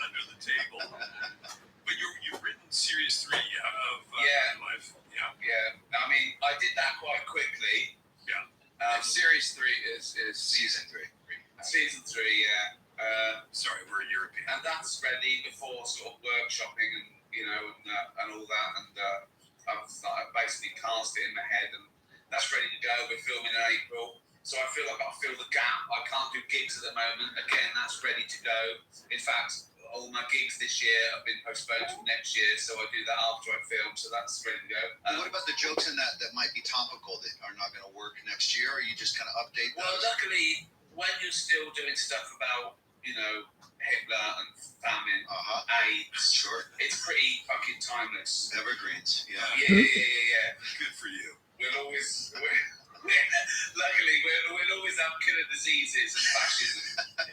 So, How do you think that looks? So you're ready to go back on the road. You've been working on your stand-up non-stop and refining it. I will have to change it slightly. I think depending on what happens, because I think if the vaccine comes in, I think people want to forget it, and so it wouldn't be timeless. And if I was doing it now, I'd start with it. In fact, I did a couple of little warm-ups when we were doing social distance gigs, and I started off going straight to the gigging. I haven't gigged this year. The last normal time was Christmas, wasn't it? The last time with friends and family, and we didn't have a traditional Christmas. You got to move with the times. We're multicultural. We had bats. We had a load of bats. Oh, you ate bats. So I started off as going, shit. We should talk.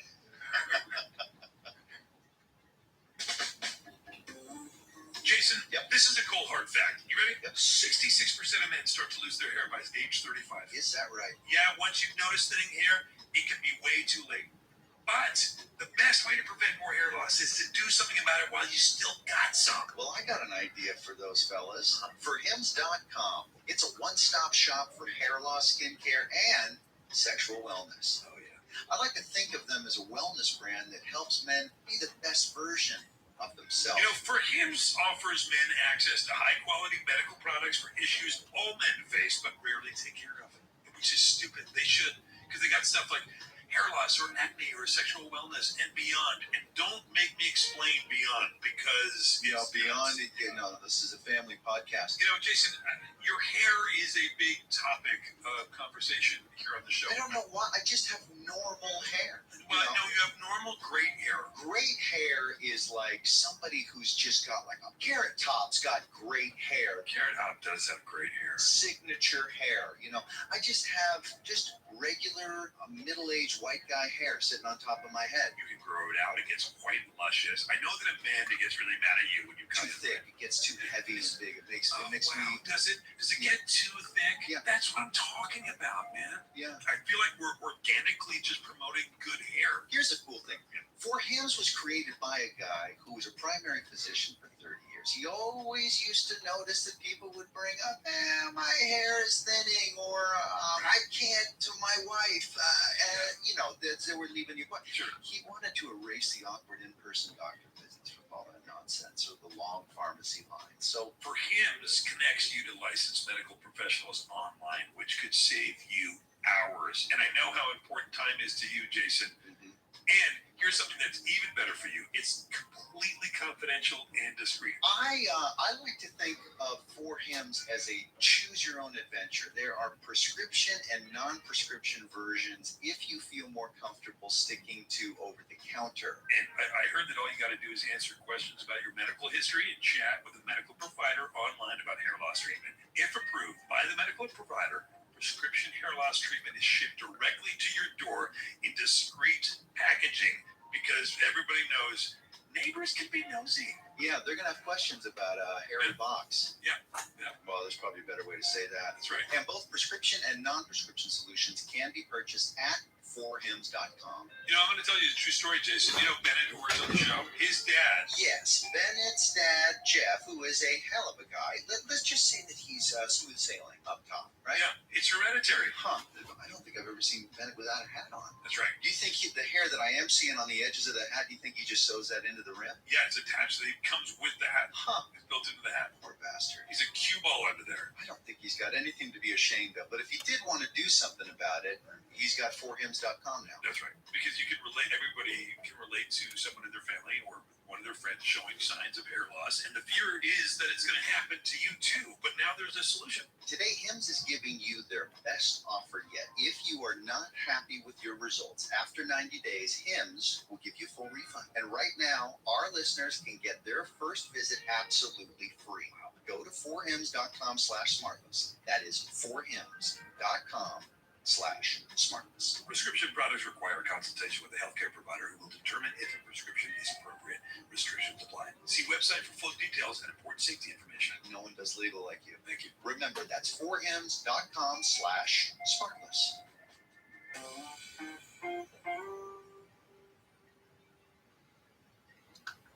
Ricky, who makes you laugh? I know you get asked this a lot. It is like one of those standard questions, but fuck it. Who makes you laugh? Well, you do. You know that. You know. Well done, Will. Present company excluded. Present company. We got what we wanted. Crit. You have to categorize it. You have to categorize. I mean, it makes me. Are there people who the way that they? Larry David. Yeah. I think Larry David is underrated. I know he did the biggest sitcom of our generation, but I think Curb Enthusiasm, 10th series of Curb Enthusiasm, and the quality just hasn't changed. And he's remarkable, and he's brave, and he's funny, and he's a great performer.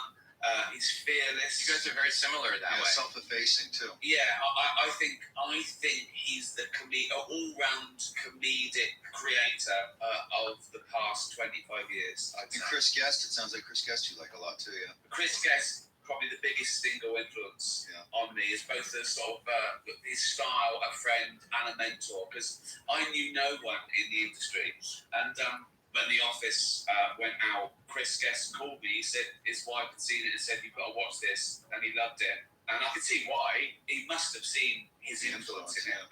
But he called me up and just said, "I don't want to say," and I was blown away, of course. And then we became friends. And then I called him and I wanted advice. I remember an early film they wanted to do one of those screenings where 40 people give you notes. And I said, "I don't want to do it." And he said, "Why would you?" He said, "If you're letting them edit it, next time, why don't you write it with them?" And I just thought that was such a lovely Wow. And then he told me a story that the director of Rain Man did one of those things, and his favourite comment was, "I enjoyed the film, but I was disappointed that the little guy didn't snap out of it by the end." And so he'd given me those little nuggets to fear TV by committee. And he's just lovely, and he's still funny. I remember he asked me once, he said, "We'd just be mucking around like, idiots, like kids." And he said, "If we're suddenly not funny, if no one finds us funny, how will we know?" And I said, "Who cares? Yeah. Who cares? We're laughing." Yeah, for sure. Now, Ricky, I have a semi-serious question here. I don't want you to cry when you answer it. But with all of the information we've heard about how you started and what you thought you were going to be and the music and whatnot, you're in your mid-50s. Have you exceeded your expectations? I'm fucking out. Of course I'm fucking out. Well, but I mean, I'm assuming there is a higher place, and we always sort of reset our goals as we start to approach them, right? Yeah. Where are you at right now? Are you satisfied and yet still want more, or have you hit? I'm past where I ever wanted to be, and I could get happy with retirement even, and know that I've. Yeah. Before you answer that, Rick, just know how great it is to hear how Bateman's brain works. Go ahead. I think you hone it and hone it. You keep folding the samurai. You keep honing it, and what you like and what I like is no interference and only doing things I absolutely love. So I want to do less and less and just more of the things that I absolutely love. And that's come down to, I suppose, if I'm doing sitcom, it's just doing the compromise. With no compromise, yeah. And stand-up is already there, really. There's already no compromise with stand-up. I think stand-up is like just about the purest art form outside the novel, where what you think is what you can say, and it's what they hear, and that's pure. Because even with something like Afterlife, I get final edit, I do it all, but there's still 60 people involved, you still have to go. They have to give it to someone, and they still have to go and put it out on this day. Whereas stand-up, I say, I want to do this venue on this day, sell the ticket, the 6 o'clock, I go up, I'm doing this is it, good night. And I did, and every single step of the way is absolutely as I wanted it. So it's more and more, how do I get to that? And I've always known that the most important thing is being sort of happy, really. I've always tried to cut out the middle, man. Just wanted to be, I'll show you a story that sums it up. I think it must have been like 1971. I was like 10 in school, and there was a big thing in the early 70s where a lot of unskilled or semi-skilled workers were getting money to go on oil rigs. So you had carpenters that they were suddenly going to oil rigs, and where they were earning like 50 quid a week, they were earning like 500 quid a day on these oil rigs. It was a big thing. It was a big thing in the paper. And I remember the teacher doing a thing to the class saying, okay, kids, what would you do with the money if you could earn £500 a day? And it went round, and the kids were saying, I'd buy my mum a house, I'd buy a car, I'd buy a horse. And it came to me, and I said, I'd work 1 day a week. And I remember just thinking, that would be amazing, because I could have the other 6 days. Yeah. I'm with you, man. I really admire. First of all, I'm a huge fan of your stand-up, and I think it's so. I watch it in awe because I think it's so scary to. I've never done it. It just seems like the scariest. It's like you said, it is so raw. It's just you, and your relationship with the audience, and everything that's coming out. But it's not scary. It's this thing that you do it. I think driving a car is scary because I can't do it. But when you realise that you've got that safety net for the first, you go out there and you try stuff out, and if it's not working, you don't put the tickets on sale. I've done 50 gigs before I sell out a real gig, and I know what it's going to be like. It's going to be the same as the the scary thing is, recently the scary thing is, this cancel thing, being cancelled, you say the wrong thing, and suddenly, Netflix can take you off their platform, or so that's the scary thing. But how do you vet that then? How do you really go through your stuff, and who's going to be the arbiter? Well, you can't because you don't know. You could be the most woke, politically correct stand-up in the world at the moment, but you don't know what it's going to be like in 10 years' time. You can get cancelled for things you said 10 years ago because you don't know what it's going to be like in 10 years' time. And it also seems like the people that try to you specifically, because I remember that at the Golden Globes were all of them. They're so fucking funny, but you were so great. But I remember the same people, it seems, that try to cancel you are also your fans. Are also the people that hire you, and also the people that still want to work with you. The thing is about this, I think the misunderstanding about cancel culture is, some people think that you should be able to say anything you want without consequences, and that's not true, because we're members of society, and people are allowed to criticise you. They're allowed to not buy your things, they're allowed to burn your DVDs, and they're allowed to turn the telly on. What they're not allowed to do is to bully other people into not going to see you, or there's the people that are doctors who are great doctors, they're getting fired from a hospital because of a bad joke they made on Twitter. And I go, well, that's not relevant to what they do. Right. So I don't think you was being cancelled. It's having no platform, isn't it? And what can they do to me? Because I've got this now. Who's going to cancel me? Twitter? YouTube? If I have to, I'll go to Hyde Park and stand up on a bench and shout shit. So I got in a lot of shit. They almost canceled me because I killed a hobo, and I thought that's nothing to do with my job. No, that's something that I did on a weekend. Well, that's the other thing as well. If you don't break the law, people just cannot not buy your material. Whereas some people get cancelled because they've actually broken the law. I talk about this in my new stand-up about what is being cancelled. I suppose that's a scary thing because it's a real consequence. Right. No one looks at the argument anymore. They look at who's saying it and they make the decision. There's no nuance. And some of it's down to politics, some of it's down to social media because it's too fast. It's way too fast. To say 20 years ago, if you were offended by someone on television, you got out pen and paper and you went, "Dear BBC, oh fuck, I can't be bothered." Now you fire off a tweet and that tweet goes on the fucking news because someone else argued with it. So it's this road rage. It's things happening too fast that you can't take back. And people dig in, and people want to be heard. People want to feel they had an effect. It's why people heckle a comedian. They want to feel they were there. I was here. And so now people are heard. And the microphone is the same volume. Everybody has equal Exactly. access to it. Yes, an idiot stands next to a genius on Twitter, and it looks the same. It's the same font, and exactly, yeah. And that's what's so dangerous. And the genius has earned it, the idiot hasn't, and yet people don't make that distinction at all anymore. Well, incidentally, it comes back to what we said at the beginning. Just because you're offended, it doesn't mean you're right. And in recent years, we've had this thing where people would say, my opinion is worth as much as the next person's. And that's true. But recently, we had, my opinion is worth as much as your fact. And that's simply not true. Now people are offended by facts. People now know that when I do Happy Birthday Earth, 4.6 billion years old, I'm having a go at fundamentalists. And they know. They go, whatever. Because we take facts personally. People take facts personally. I could talk to you about all that stuff for like 9 hours straight. I love it. I loved everything. Oh man, I bet he's looking forward to that.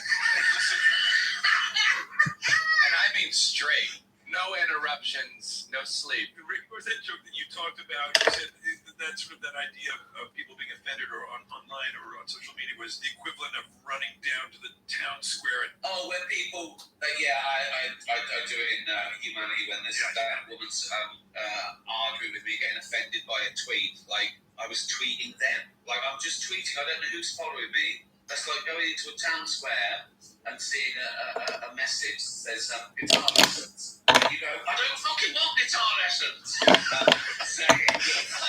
People, it wasn't to you.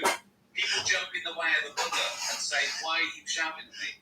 And people have done that on purpose. They've tried to give ideas for human rights. That's why. So if you criticise Christianity, people say, well, why are you criticising Christians? And I go, well, I'm criticising the idea. I'm discussing an idea. It's like me getting offended where someone hates maths. But it's not mine. Maths isn't mine. It's a concept. It's an idea. So, but anyway, this is for our 9-hour podcast. Yeah. Oh man, that's going to be a real hit. I tell you what, part 2 through 12. When are you coming to Los Angeles? Or when can Will always gets to see you? Always gets to hang out with. I want to. I won't bring Sean. No. I do actually see 4 people. Don't I? Well, I can be small. I have a 4.5. Will and Mitch. We always invite you, but you're always having a body wax or something. Hurry out here, please, or I'll come see you there. Don't make like I don't know you when I call you. You'll never come to England. I want to come. What'd you call it? Leafy? Where do you live? Will's been here.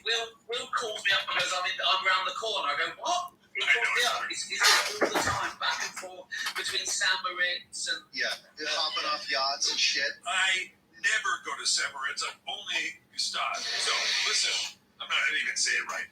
You did. Well, listen, I do miss hanging out. I do miss going over there. I love spending time in the UK, and I love spending time with you. All right. Goodbye. We love you. Goodbye, Ricky. We love you. Thank you so much, man. Guys, and remember, Will, you tell the other guys, if anyone asks, is he in the SAS? No, he's just a comedian. Right. Yeah? Okay. Got it. Okay. Got it. Okay. Wait, play us off real quick with something with that. Grab that guitar. Play us off with something. Just a quick little, just a single chord. No, we didn't have to touch this on. Here we go. Here we go.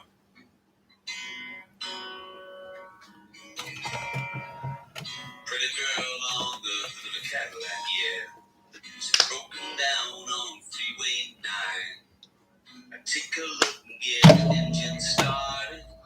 Leave a purring and a roll on by. Bye-bye.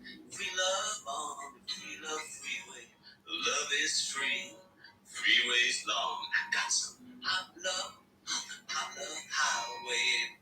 Going home 'cause my baby's gone. She's gone. Ricky Gervais, everybody. Wow. That's incredible, Ricky Gervais. Thank you, Ricky. You're beautiful, mate. Ricky, you're gorgeous. Hey, listen, it's getting late. You're gonna have to get those prop awards back to the prop house. Okay, buddy. Whoa, look at that. IPA, dead. Love you, Ricky. Bye, pal. Thanks, buddy. Bye, pal. Thank you. Bye. It's great fun. Oh, what a How man. great was that? Well, I love that you guys knew him. I've never met him. Yeah, no, and I was serious about the influence he had over me, over the show, over I think he's it. Have you guys ever seen him debate religion with Stephen Colbert? No, I would. I've seen him debate religion with lots of people. He does it online. He does it in Yeah, it's person. really interesting. Wait, does Colbert is Catholic? and Ricky's saying He's an atheist. Yeah. really? Yeah, it's really fascinating. He's incredible. Anyway, I'm a huge fan of his. I think he is has a brilliant mind. He's an incredible guy. He's so funny. He's such a sweet. Which is funny because, like Jason, you were saying, some of his characters, he can be very confident. I mean, even though he can be self-effacing, he can also be very confident. But he is confident. He's just a smart guy. He's a very level-headed and sweet guy, and super smart.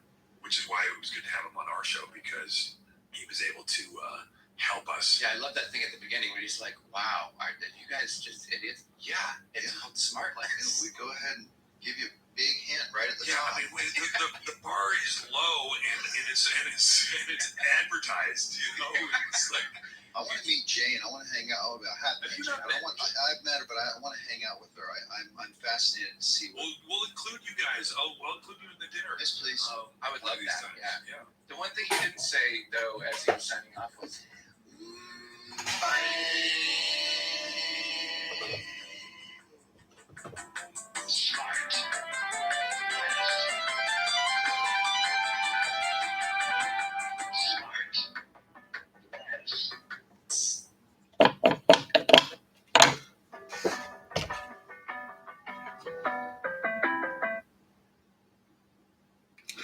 Let's save something for that tomorrow. It's really good.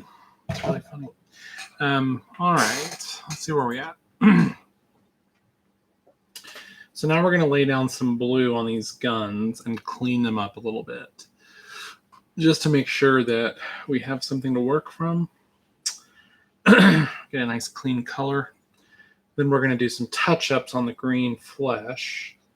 Man, this is really starting to come together. Yeah, really, really starting to come together. Very cool.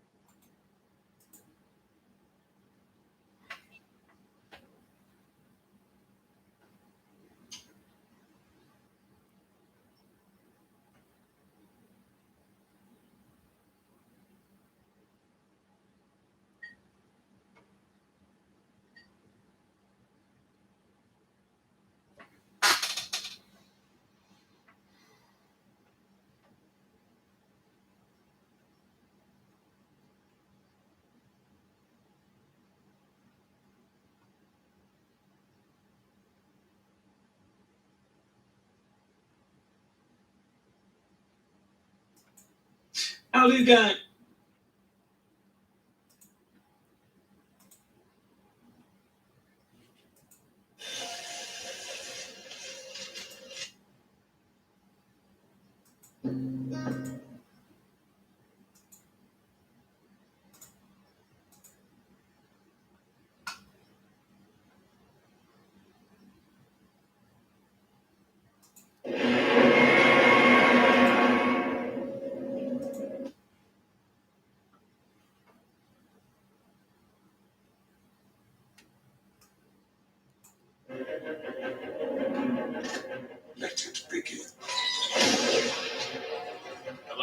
humans must be here somewhere. Wait. They're coming.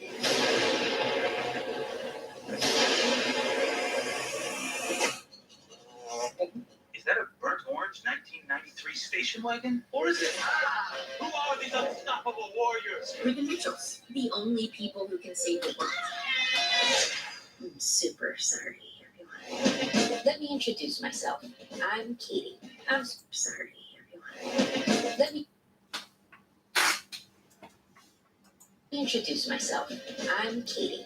I'm sort of a weirdo. My parents haven't figured me out yet. To be fair, it took me a while to figure myself out. My brother, also weird. Hi, did you like to talk to me about dinosaurs? No. Okay, thank you. And my mom. Katie face cupcakes. All of us, really. How about we put our phones down and we can make 10 seconds of unobstructed family eye contact. Starting now.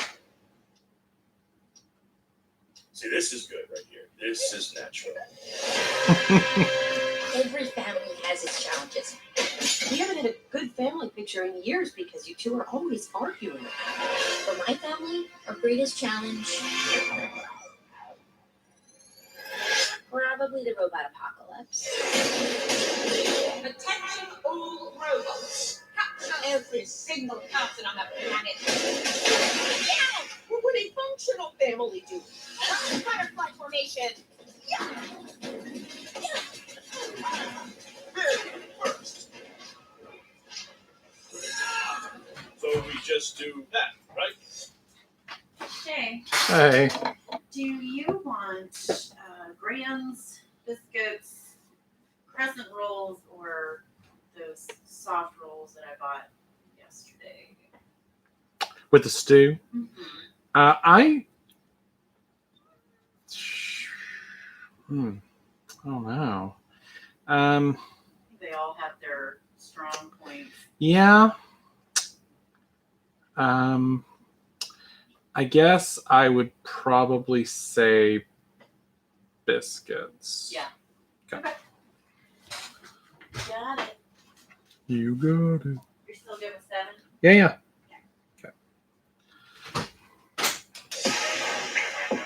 Who's behind this? Pal?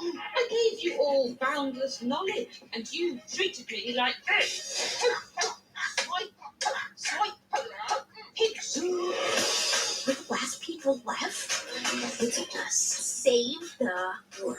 Katie, we're going to do this together. Mitchell family on 3. Sorry. 1. Mitchell family! Find them now. Everything with the computer chip is alive. Mitchell's engaged. 10 and 2. There you go. Mitchell's engaged. 10 and 2. There you go. Find them now. Everything with the computer chip is alive. Mitchell's engaged. 10 and 2. There you go. My daughter, listen to me! Mitchells have always been weird, and that's what makes us great. Hold on a second. What's a Furby?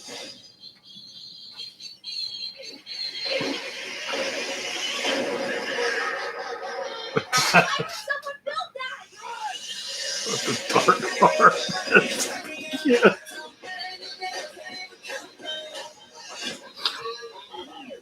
That looks amazing. Wait. The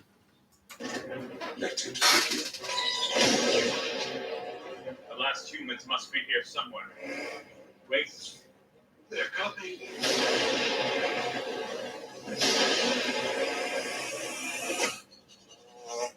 Is that a burnt orange 1993 station wagon? Or is it... Who are these unstoppable warriors? We're the Mitchells, the only people who can save the world. I'm super sorry, everyone. Let me introduce myself. I'm Katie. I'm sort of a weirdo. My parents haven't figured me out yet. To be fair, it took me a while to figure myself out. My brother, also weird. Hi, did you like to talk to me about dinosaurs? No. Okay, thank you.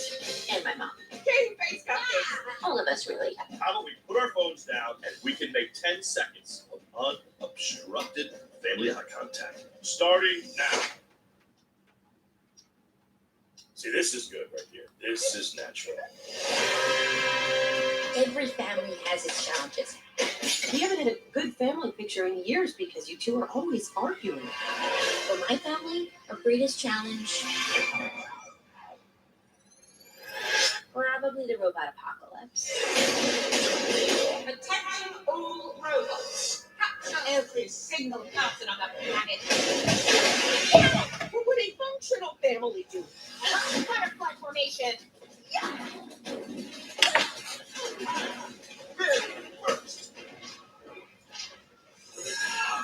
So we just do that, right? Who's behind this? Pal? I gave you all boundless knowledge, and you treated me like this. Swipe, swipe, pigs. With last people left, it's us. Save the world. Katie, we're gonna do this together. It's a family on three. Sorry. Sorry. One. Find them now. Everything with the computer chip is alive! Mitchell's engaged. 10-2. There you go. Daughter, listen to me! Mitchells have always been weird, and that's what makes us great. Hold on a second. What's a Furby? Why would someone build that?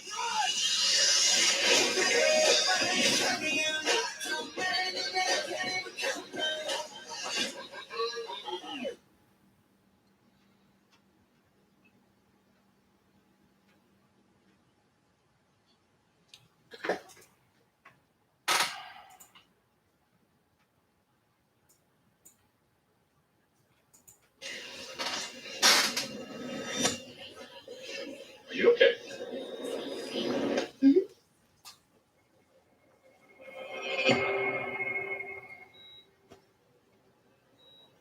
She said she was feeling better.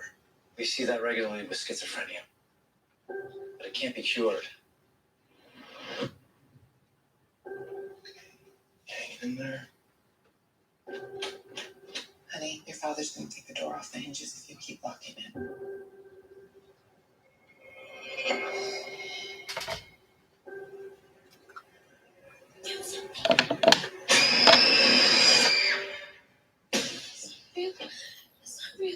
Did you hear that? There was a girl next door screaming for help. And there's nobody out here. There's a little girl in your attic. I saw her. There's no one up there. She's lying. You're telling me that your neighbor kidnapped a little girl and had her chained in her attic, right? I just need you to trust me. I do. All right. There's no one up there. Your mind is just playing tricks on you. Please stay away from that house. This is a serious accusation, one that'll likely have equally serious consequences. He said she works Monday through Friday. Would have been helpful to mention it was at her school.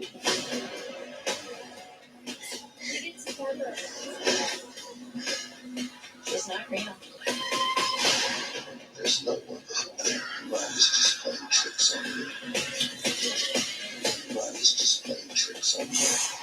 If you go over there, they will take you away from us. I don't care. What if it was me? I'm not just gonna sit here. No way.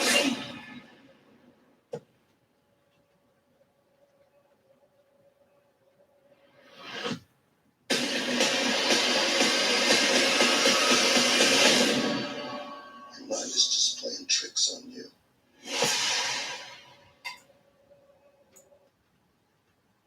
Looks pretty cool.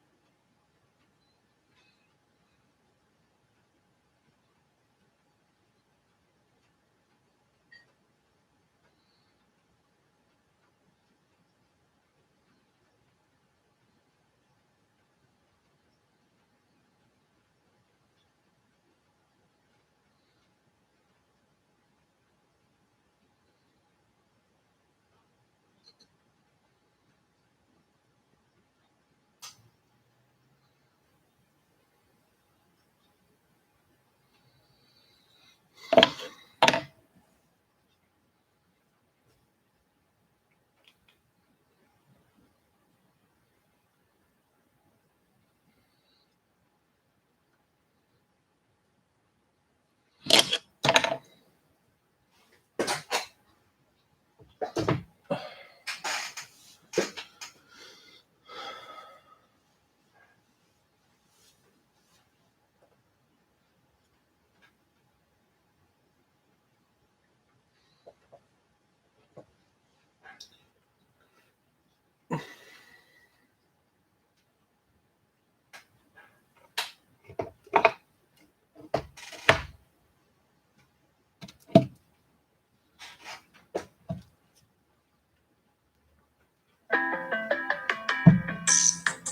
gang, welcome to Smartless. We are a sweet new podcast starring myself, Sean Hayes, Jason Bateman, and Will Arnett, and we are complete idiots. So what we do is we bring on a guest and we ask them stuff and they make us smarter. Hopefully. It's super cool. So please, come with us, enjoy the show.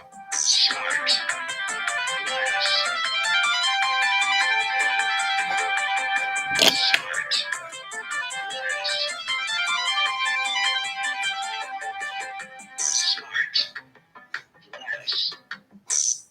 Smartless is presented by AutoZone, America's #1 battery destination. Make a donation to St. Jude the next time you visit AutoZone as part of the St. Jude Thanks and Giving campaign, going on all November and December. Now, listen, I need to say this before we get too deep into this. I'm about to have a COVID test because it's 2020, and I get them done like once a week or every 10 days. We have to with the kids. And mine just happens to coincide with us doing it. So at some point during the podcast, I'm going to have somebody come in, and she's going to come in and give me... That's not true. Yeah. Why? Why does it have to be during our time? And what is COVID? Oh, bless him in his... Why does she have to do it during our time? Because it was... Bad scheduling? Bad scheduling, but a lot of things conspiring, because tomorrow afternoon I'm busy. Uh-oh, that's always boring. With you. Wait, what? Uh-oh, you guys golfing? No. We have a business meeting. We're going charity. Oh, I see. Charity Got it. I guess I'm busy too, yeah. Feeding kids. Busy. Making smiles. Charity meeting. I thought you were going to say after your COVID test, you were going to have like a reveal party of the results. Oh, yeah. You know, people get mad because I keep doing on the subway. I used to do gender reveals all the time. I'd wear a trench coat and I'd just go, hey, you know. And I just reveal my gender to people. That's so stupid. I know, it's so dumb. And people got mad for my gender reveals on the subway. Well, next time you have the results. I hear a female laughing. So your guest already, I can tell, is a female or a fella who is happy. Might sound careful like a female. Yes. Might sound like a female. Good for you. Yes. Good for you. That's restraint. Look how much you've grown. Wait, so let me guess. I know it's a woman. It is. It's a really, I don't know if you can tell by her laugh, because mostly people are laughing at what she's doing. Okay. Is it Phyllis Diller? So she's a comedian. She's a comedian. Well, I mean, she's a lot of things. Stand-up or actor? You ready for this? All of the above. Oh, God. She started as a stand-up, then got into acting, then did sketch, then did SNL, then did her own show, won 2 Emmys, is a hilarious, just all-around hilarious person. She's got a brand new podcast that is killing it. Ladies and gents, Sean and Jason, Sarah Silverman is on the show today. Hang on, Sarah, bro. Look at that. Oh, that's great. Good. Why are you embarrassed? Because you're smoking the skinniest cigarette I've ever seen. It's a toothpick. Oh, yeah, she's tough today. Oh, I'm so excited you're here. I know. How good is this? So cool. So Look at this. Can you believe nice it? going, Will. I know. You guys. Nice going. We're all such fans of yours. You're such a super comedy, hilarious person. There she is. Will, what's your first question? Since you've had time to work on good questions, it's your guest. Yep. Let's have your best one right now. Okay. Sarah, Yeah. how's it going? Oh, that's No, listen. Gender reveal on the subway is the funniest joke, by the It's way. so dumb, right? It's so dumb. That's a great joke. Oh my I've been God. waiting to tell that for like 4 days. When you said it, you know when you hear something and you can't wait to tell a friend, you know? It wasn't quite that, but it was like almost that. Can I tell you something? So I'm going to tell you this, Sarah. One of my favorite jokes that I have told many times over and over, or I've retold the scene, which is people's least favorite thing to hear when you're like, hey, remember the scene where was from your old program? So I'm going to start in the middle. from the Sarah Silverman program where you did on Comedy Central. Such a funny show. It's so good. And you did this bit. By the way, I don't know if you can do it today. It was the episode where you wanted some good news, so you decided to get an AIDS test. Right? Yeah. And first of all, there are like 80 jokes crammed in this tiny scene. And she goes, did you ever have unprotected sex? And you said, is there any other way? Then she said, in the 80s, and you said, no, yeah, she goes, did you ever have unprotected sex in the 80s? And I go, oh my God, yes. And she goes, you did? You had unprotected sex in the 80s? And I go, oh, no, I thought you said in Haiti. Right? So then she says, tell me how many times. And so you take a piece of paper and you start writing and you hand it to her and she goes, what's that? And you go, that's the number. And she goes, there are 2 numbers. And you said, yeah, for the front and back. And she goes, they're the same number. And you said, yeah, I'm kind of OCD like that. It was like a domino effect of jokes. It just like started and it was just nonstop. Fuck me, man. I've told that's such a funny bit. And it's such everything about that scene was, again, I don't know. I think people might be offended today. I don't know. There are a lot of problematic things looking back, but such is comedy. It's not evergreen. Right. So that's my thing is like, you've always been such a, I don't know, such a fucking stupid word, edgy, but cutting it. Good for like, you, Sean. Thank you. You're getting prayer hands. Yeah. Go ahead. Prayer hands. That, what is it? It's always about the messenger of the joke. It's never really about so you can say like on the Sarah Silverman program, you could do a joke about AIDS like that and people embrace it and laugh because it's you saying it. So what do you think is the difference between you saying it and somebody else saying it and not getting away with it? It seems like you get away with a lot of stuff because you're so fucking funny, but some of it's pretty dark. I think it's the intention behind it. Like, this is a math term, but it's kind of like the absolute power of the joke. Like, especially back then, I always said the opposite of what I thought, and that was the joke kind of. And then hopefully the truth transcends that I don't really feel this way, not to break it down in the least funny possible way, but it is also interesting too because like that comedy I did, you're right, it was like, oh, it's okay because I don't mean it, but then it also is kind of like we're liberal, so we can say anything, so we can say the words that are unsayable or whatever, like I don't mean it, so I can say it. Like there is kind of like a liberal like douchiness about it, I think, in retrospect. I mean, I don't know. It's a weird balance. I think you're right. I was thinking about that the other day, which is like what's been gone is things have gotten so serious because everybody who's not liberal is so serious and so dark and so real about their negativity or hate or racism or whatever it is that it's taken all of that away. You're like, well, I don't even want to joke about anything, a lot of things that are rough or maybe pushing boundaries because you feel like I don't want it to be taken the wrong way because there are so many people who mean it. Right. Yeah, there's not enough distance, it's like so close, like people go, oh. It's so funny, I saw like a comment in Spanish of something that I wrote and I go, ooh, I have a fan that's Spanish, then I press translate and it was just, why don't you stick to comedy? And, leave politics out of it. I was like, So wait, I'm sure you've had your share of criticism, like we all have, like positive, negative. But is there someone in your life that mattered to you who said that you may have taken certain materials too far or something like that? Which of your friends have you offended, Sarah? And lost forever? I've actually kind of made friends that started out as like them calling me out. Right. Interesting.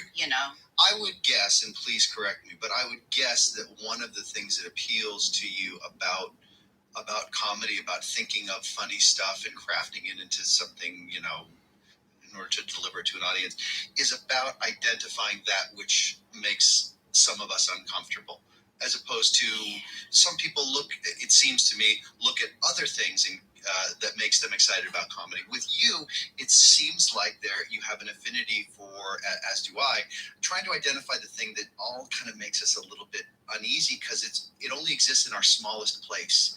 And you want to kind of bring that out and amplify that and share a common sort of reference point. So are you finding that you're frustrated that outside sources seem to be narrowing those borders and those walls, and now you have to kind of think twice and 3 times about that. Or do you not listen to that? I think like what you said, edgy, or I know it's corny or whatever, but it's like you can't have it both ways. Like if you do something that is risky, you have to be risking something. Like there are consequences. Like you can't get mad that there are consequences.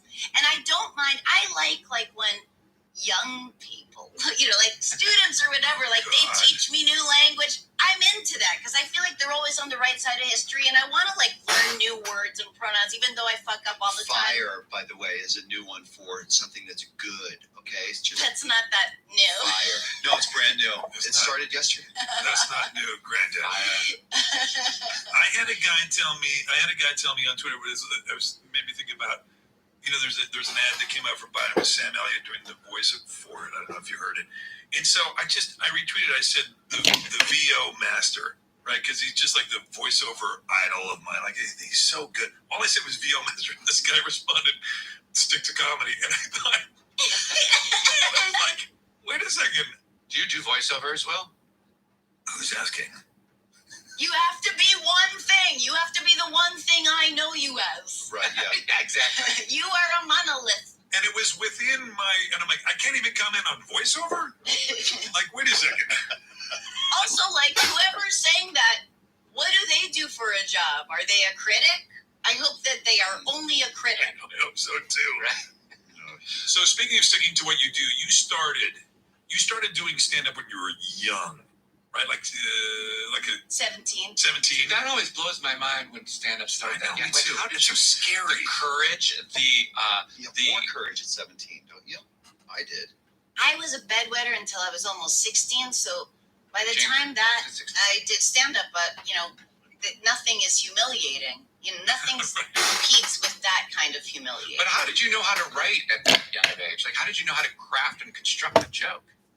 I mean, I wasn't good. I just did it. I wasn't a good comedian. I did jokes about, I went to a high school actually that was really, they'd have an assembly on Mondays and Fridays and they'd let me do a couple minutes. No way. And I had a math teacher that would let me tell a joke at the beginning of every class as long as I shut up the rest of it.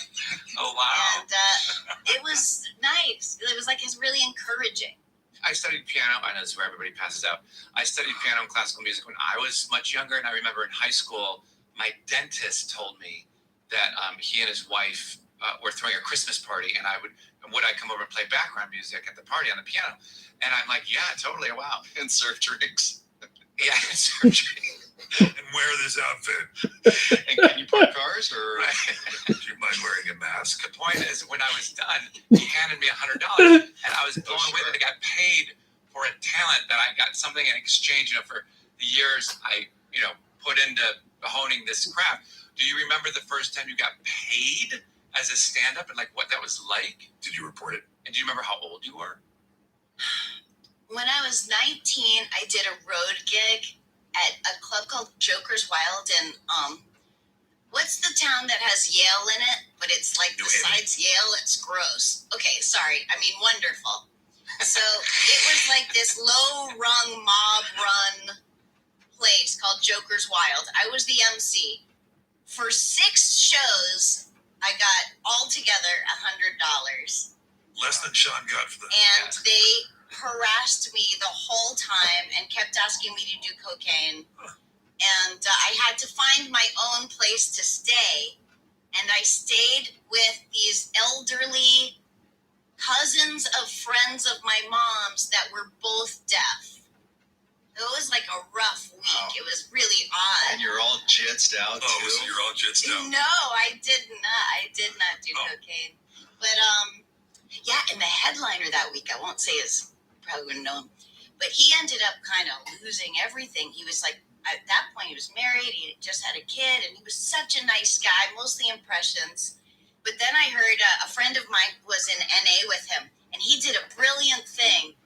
Comics are so dark. They're very close to criminals, But he would go to open houses and use the bathroom and steal all their drugs, all their medications and stuff. Wow.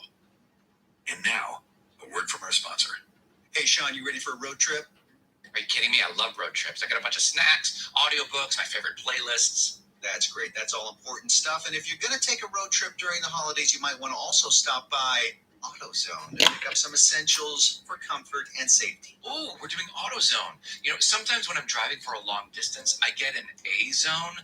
I just totally lose track of time. Well, that's called highway hypnosis. It's actually kind of dangerous. The highway can hypnotize you, is that what you're saying? Yeah, you got to be careful on long drives. And AutoZone has a lot of stuff to keep you prepared on the road. Oh, prepared for the hypnosis. Well, sure. They've got mounts for your cell phone so you can more safely manage your playlists, audiobooks, maps. While you're parked, of course. While you're parked, yes, of course. AutoZone also has repair kits and inflators in case you have a tire issue or you're visiting a water park, you've got some rafts. You can pick up extra hand sanitizer as well to keep yourself safe during stops. And they've even got those roadside emergency kits with everything you need in case everything goes sideways. I got hypnotized once in Vegas. No headache. Totally different thing. Just stay awake, alert, and hydrated while driving. And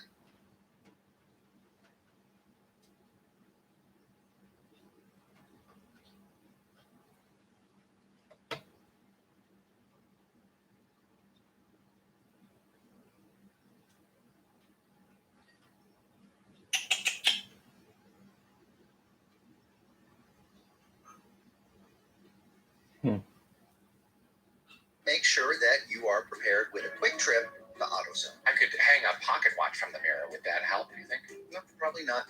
Parts, products, accessories, and everything you need for a road trip. Even snacks? Yeah, even snacks. Get it at AutoZone and AutoZone.com. Get in the zone. AutoZone.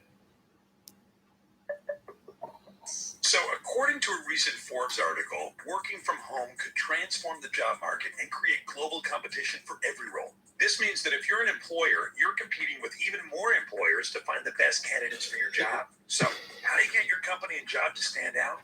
Start with ZipRecruiter by trying it for free at ZipRecruiter.com/smartless. When you post a job on ZipRecruiter, you can tag it with labels like actively hiring or remote to attract the right talent. Next, ZipRecruiter's powerful technology identifies people with the skills and experience that match your job. And if you're really interested in a candidate and want to snag them before they're contacted by other companies, you can invite them to apply for your job. With one click, ZipRecruiter sends them an email from you, and you stand out from the competition. It's no wonder that 4 out of 5 employers who post on ZipRecruiter get a quality candidate within the first day. And right now, you can try ZipRecruiter for free at ZipRecruiter.com/smartless. That's ZipRecruiter.com/SMARTLESS. Get the edge on the competition. Go to ZipRecruiter.com/smartless. ZipRecruiter, the smartest way to hire. Today's podcast is brought to you by Established Titles. You can become a lord today at EstablishedTitles.com and help woodland conservation efforts at the same time. How does this work? Well, in Scotland, landowners have long been referred to as lairds, the Scottish term for lord. All you need is at least 1 square foot of land. Aye, that's right, Sean. Is your name Sean? Yes, it is. Yeah. I don't know how long I could do that for, but let me just say this. Established Titles lordship and ladyship title packs are based on this historic land ownership custom. They plant a tree for every order and offer title packs with plots ranging from 1 square foot to 10 square foot in Huntley, Scotland, so that you can make anyone, including yourself, a lord or a lady today. Title packs start as low as $49.95 and come with a personalized certificate, a unique plot number, and a plot of dedicated land on a private estate in the Scottish Highlands that you can visit at any time. Sean, how did it feel to get your lordship? Thank you. Well, you know, it's one of those things where you don't think you need it or you seek it out, but once you get it, it's the coolest thing in the world. You know what, Sean? Yeah. It feels great knowing that I'm a lord somewhere. Oh my God. What's your reaction to that? I think I feel the same glee that you feel. It's kind of a fun, unique thing. By the way, I did not know do you have dual citizenship or? I do. That's the worst. Look, Sean, I don't mean to offend the Scots with my terrible accent, but frankly, I can do anything because I'm a lord. What do you give to someone who has it all, Sean?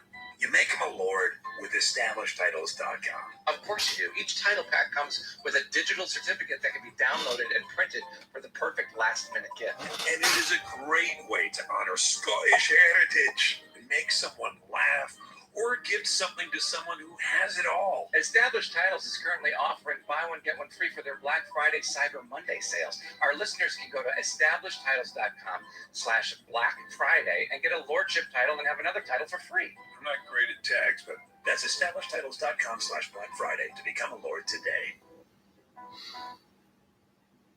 My next question is, what's the perfect balance for you from comedy? Like, what do you like to do that balances you out on any particular day or week or month?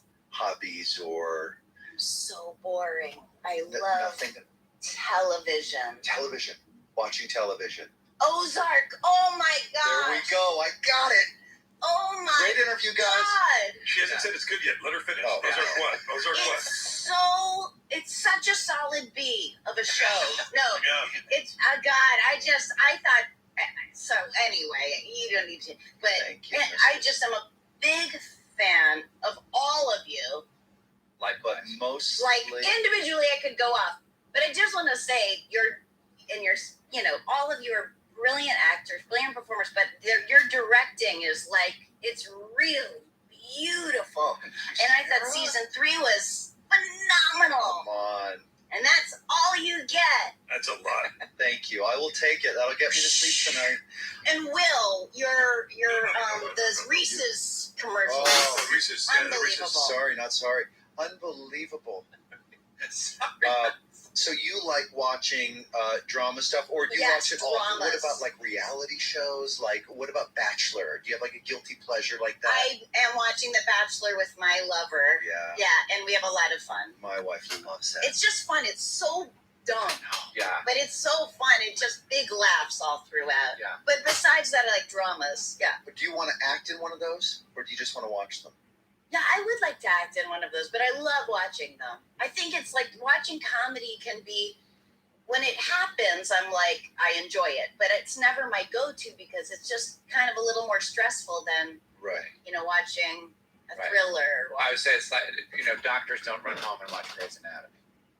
Right, yeah, it's like You've never said that, Sean. That's a fucking lie. You've never said that. Sean always says that. He does. Yeah, but a thriller, I'd love to be in or like a tactical, is that right? Yeah. Like a Bourne movie, or like a. Oh yeah. You know what? I started recording because they've been playing them. Old Columbos from the 70s, and they're so good. Oh, They're like watching a 70s movie, like they're on film, and That's Peter Falk, right? Peter Falk, and the episode we watched was Ruth Gordon in a rare role as a rich lady. Oh, love her. She's my favorite. Harold and Maude, yes. Of course. And my favorite movie is Where's Papa? Every Which Way But Loose. Huh? Every Which Way But Loose. With Clint Eastwood, which she goes... Any which way you can. Sure. Any which way, with one of my favorite lines in the movie, when the orangutan is on the thing, and she goes, "What are you doing? Eating all the yolks, crapping all over the place."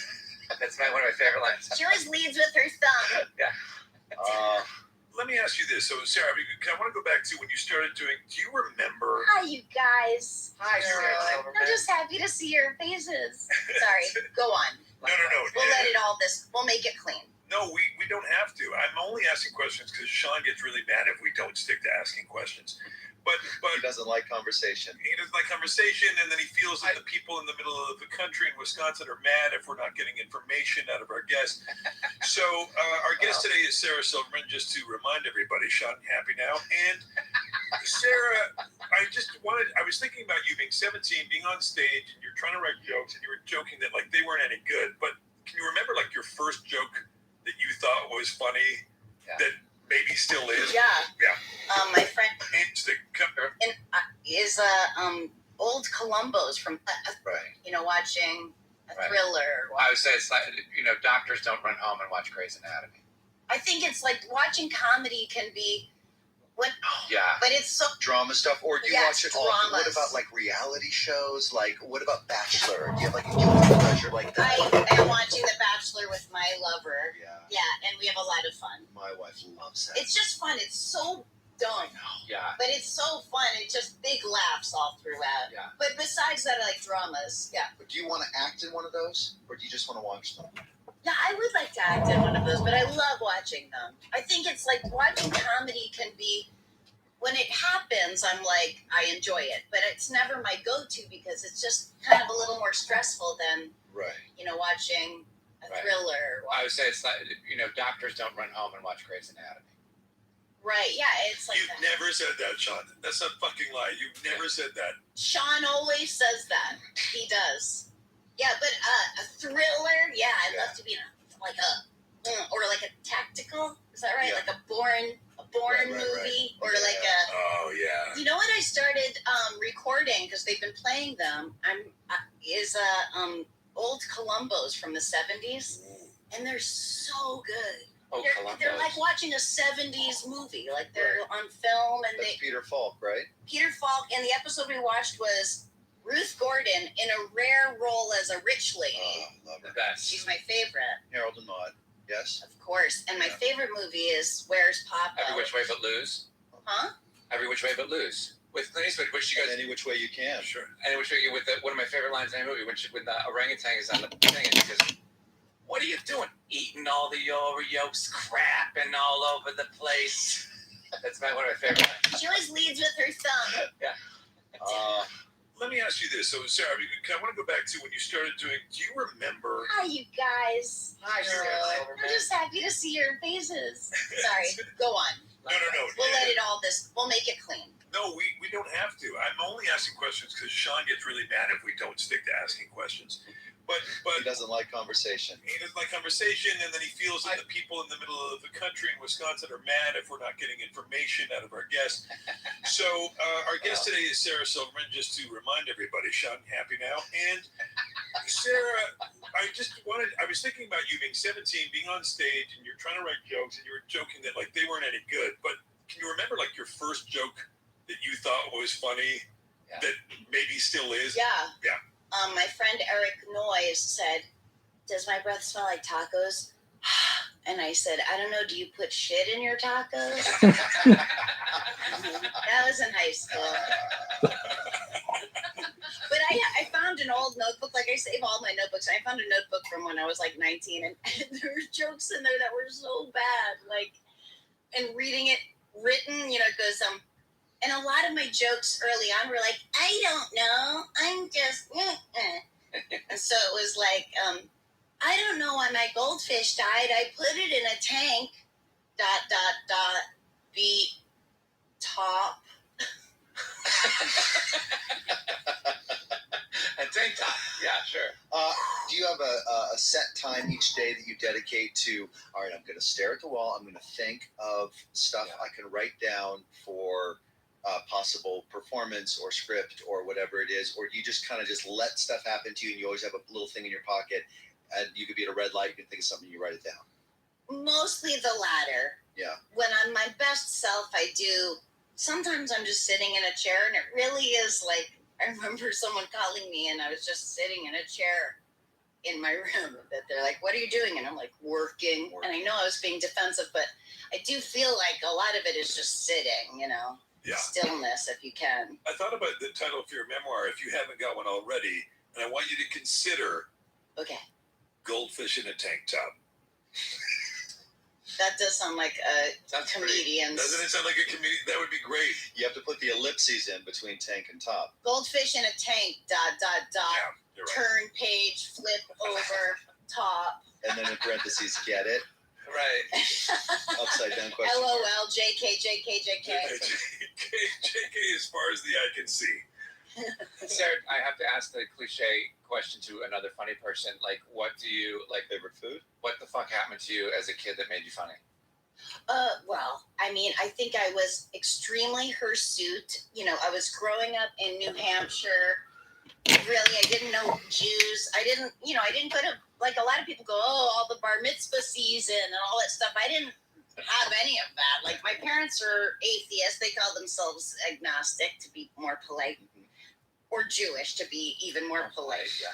But, like, there weren't Jews. So we, like my sister says, we thought being Jewish just meant being a Democrat, because that's how we were different in New Hampshire, But I think because of that, I was really hairy too. And, Wow. yeah, like my dad goes, you want your dad to just think you're so beautiful, and he does, but because like, in high school, he goes, if you want to spend a summer getting electrolysis, I'll pay for it. And I was like, why would I do that? Jesus. Oh, no, never mind.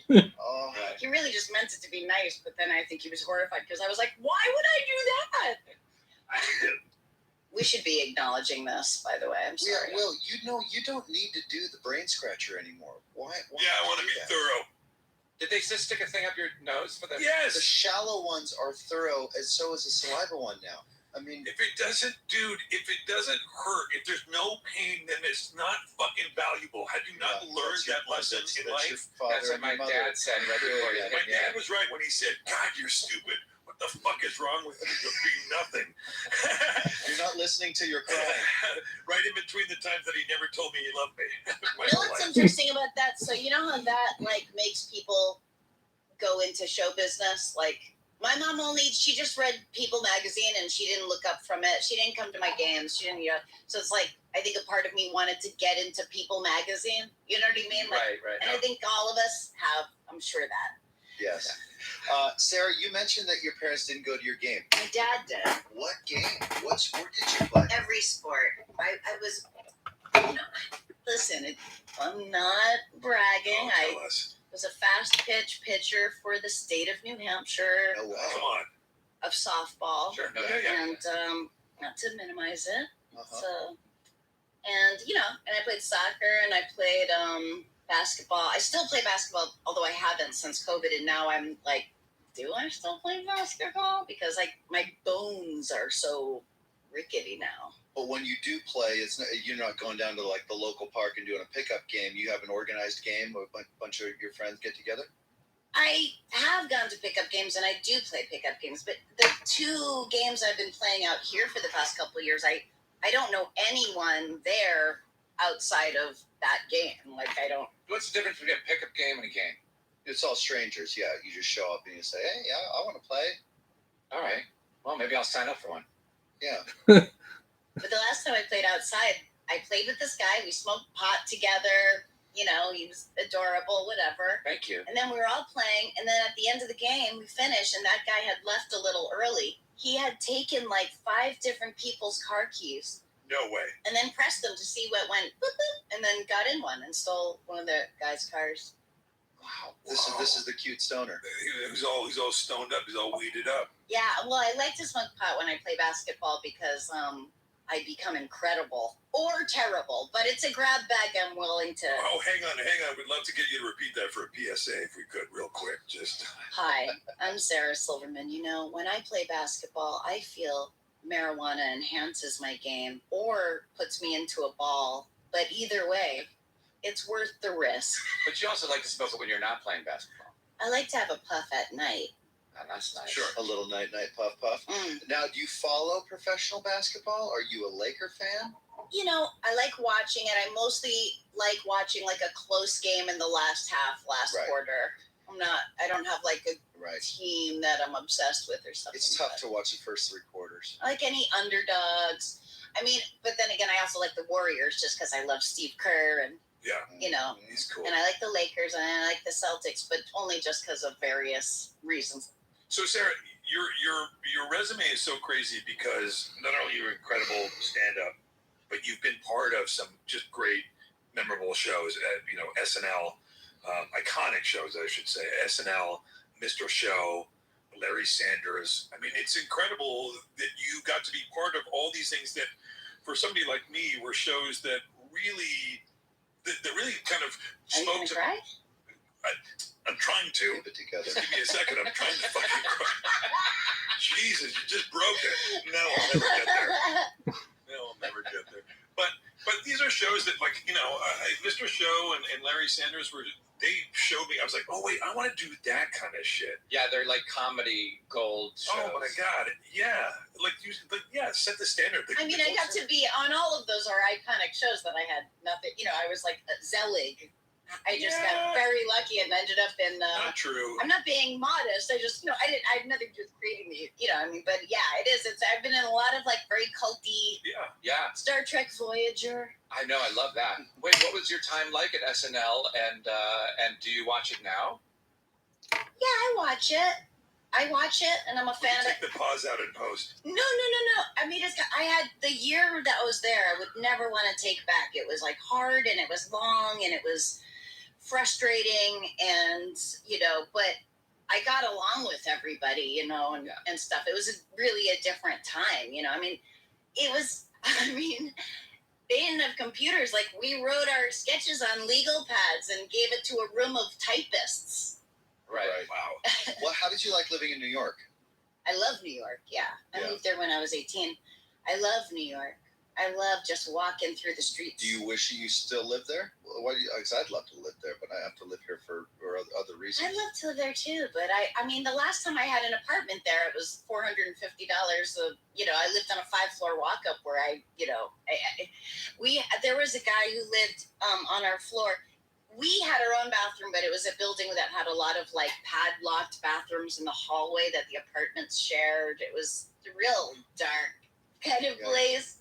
And then this guy who just got out of prison lived on our floor. Aww. And my roommate and I were walking downstairs, and he was walking behind us with a friend, and he dropped a box of bullets. Bullets were just running down our legs, running through our legs down the stairs, and neither of us acknowledged it. We just acted like it was not happening. We were so scared. That's hilarious. I'm going to level with you. Getting in shape doesn't have to be about losing a specific amount of weight or a magic number on the scale. It's about building healthier habits and feeling better about yourself. If fitting into that favorite pair of jeans is your goal, great.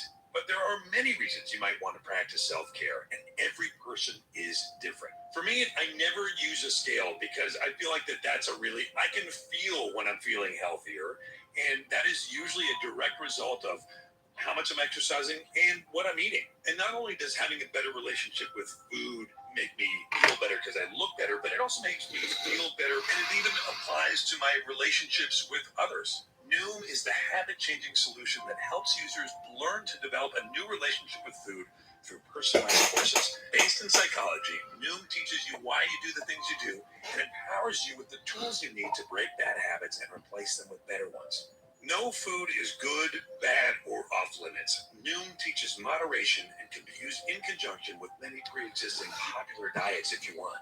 Noom has one of the biggest and most accurate food databases available that lets you track meal habits, visualize portion sizes, and see calorie density at a glance. You're human. If you go off track, there's no shaming, just tips to help you get back on track tomorrow. Chat with your goal specialist and Noom community to get and give help to people going through the same things.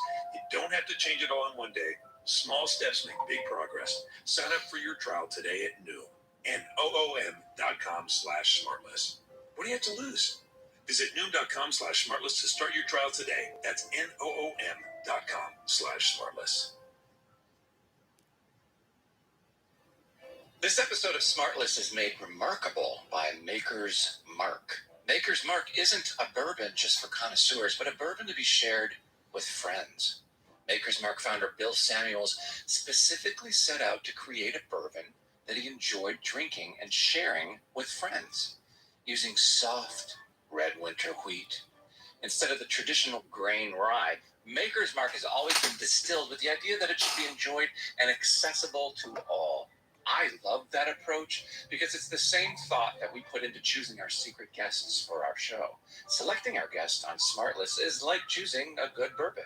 You're seeking that right balance of enjoyability and accessibility, just like Maker's Mark bourbon. Plus, before each episode, we pull our guest out of an oak barrel. In fact, why not go ahead and pour yourself some Maker's Mark right now? You deserve it. Oh, and remember, Maker's Mark crafts their bourbon carefully, and they ask that you enjoy it that way.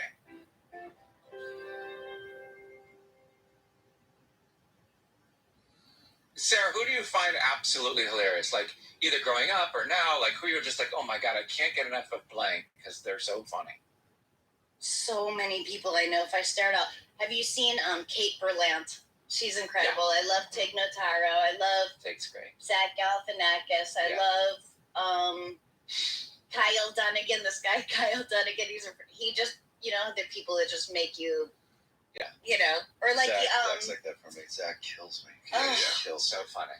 And then he's just got this huge heart too, and he's just like such a solid, lovely person, and he's so funny. I like. What about back in the day? Somebody who made you laugh that. Well, I guess you can't really say who made you laugh back then, but based on how your sense of humor has changed now, kind of doesn't. I mean, there's certainly television shows and movies that I thought were funny back then that I would watch today and go, oh no, that doesn't hold up. Or my sense of humor has just changed. Yeah, I mean, I've gone so many directions. Like my friend Mark Cohen years ago, when I first started, he'd put a nickel on his head and say Jewish Ash Wednesday. And I cried because I was so sensitive. And then I went like 180 degrees, but I'm the same inside, but like I was so upset by that, Oh, really?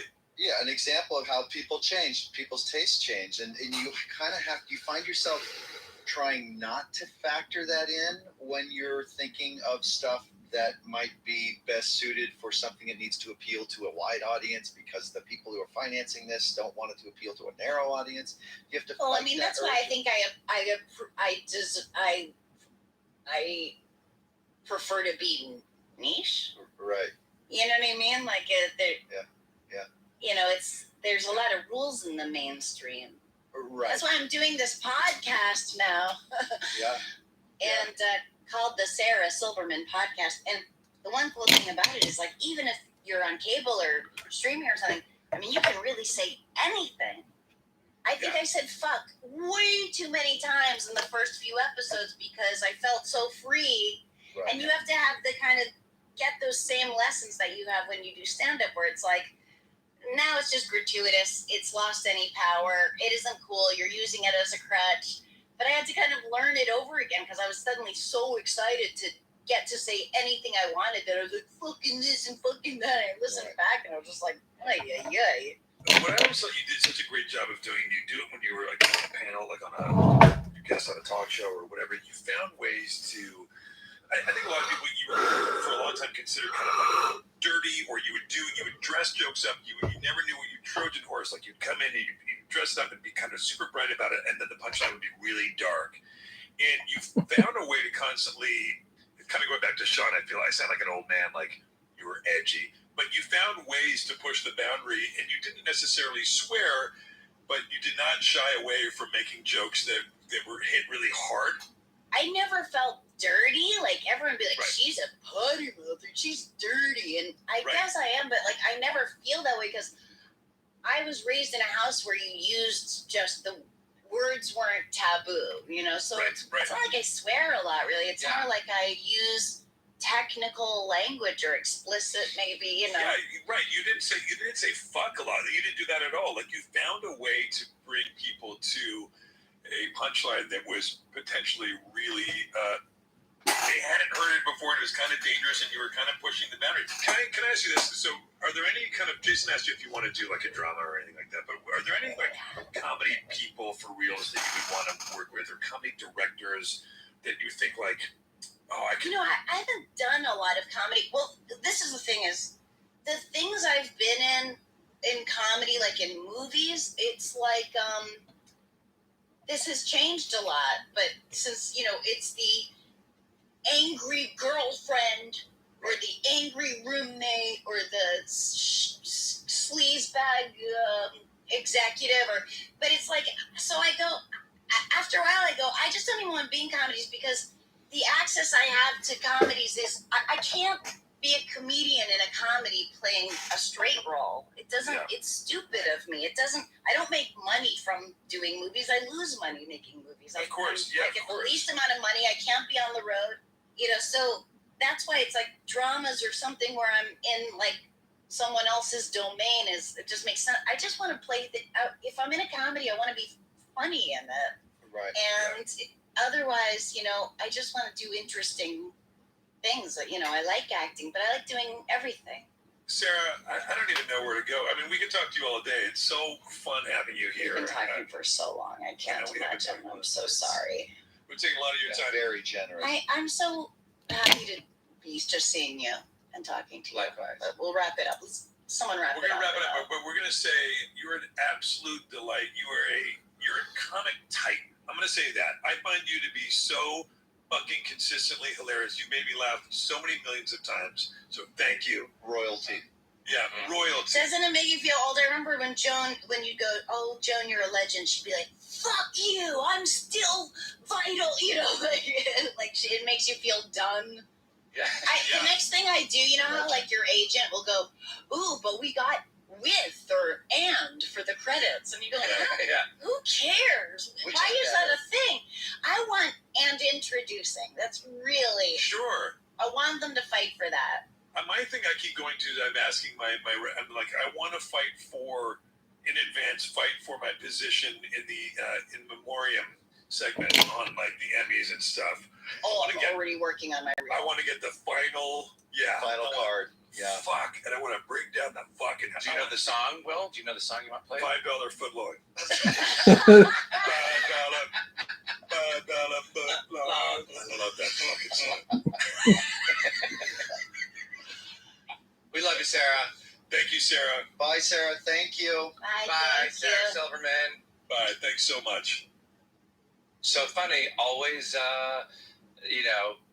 there's that gross word again, but always edgy, dark. Like, she's the kind of comedy you choose when you really want to. It's like truth comedy.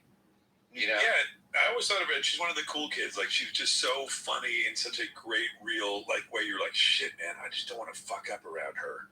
Yeah. She's so funny. That's how I always don't want to be unfunny at any moment. I don't want to be a fucking loser. Shit, God, you're so stupid to even think that. And I just don't even get out of my car. I'd love to go see her do stand-up. I don't think I've ever... I saw her do a stand-up at the Improv in Melrose, and her opening joke was about rape. Yeah. Just to sort of drop the flag and say, here it comes. Yeah. So you have to be a fan and be open-minded, but I am, and I'm a huge fan. Well, I think, and she made such a great point. She's made a lot of jokes that, like, have taken people aback over the years or whatever, but she's right. It's all about intention, and her intention is good. She's a good person, and she's going the right direction, and she wants, I think that that sometimes she has to make jokes like that to kind of shed light on the other side. And that's her style. Yeah. And I love it. I respect it. And she's got a new podcast, the Sarah Silverman Podcast, and it is great, of course. I've heard it. It's fantastic. Yeah, it's super good. And she's a stone cold babe. Yeah, she's stone cold babe. She's babe. She's a stone cold babe. And you know what the third thing is? Yeah, we can say that. The third thing is Bye.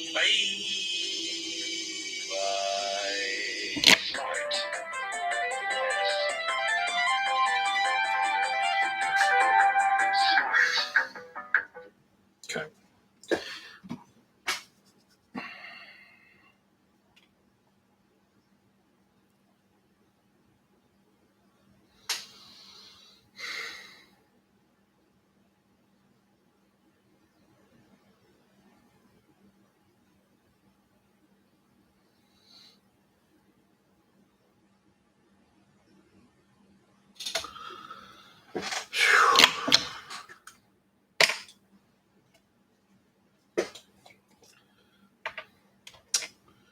All right.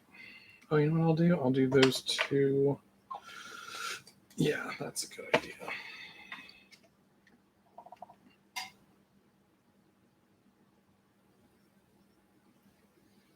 Okay, so that should conclude all of our major color mapping.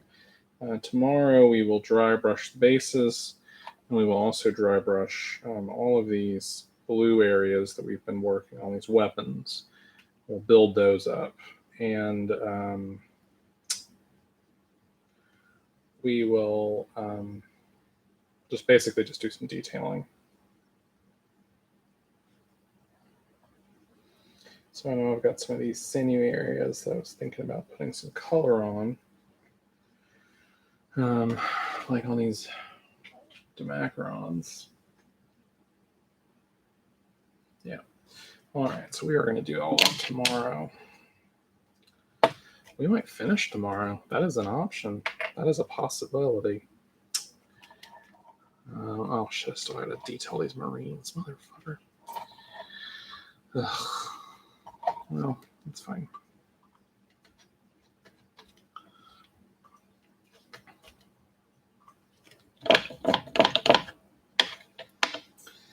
is what it is. We're getting so close. We're getting so close.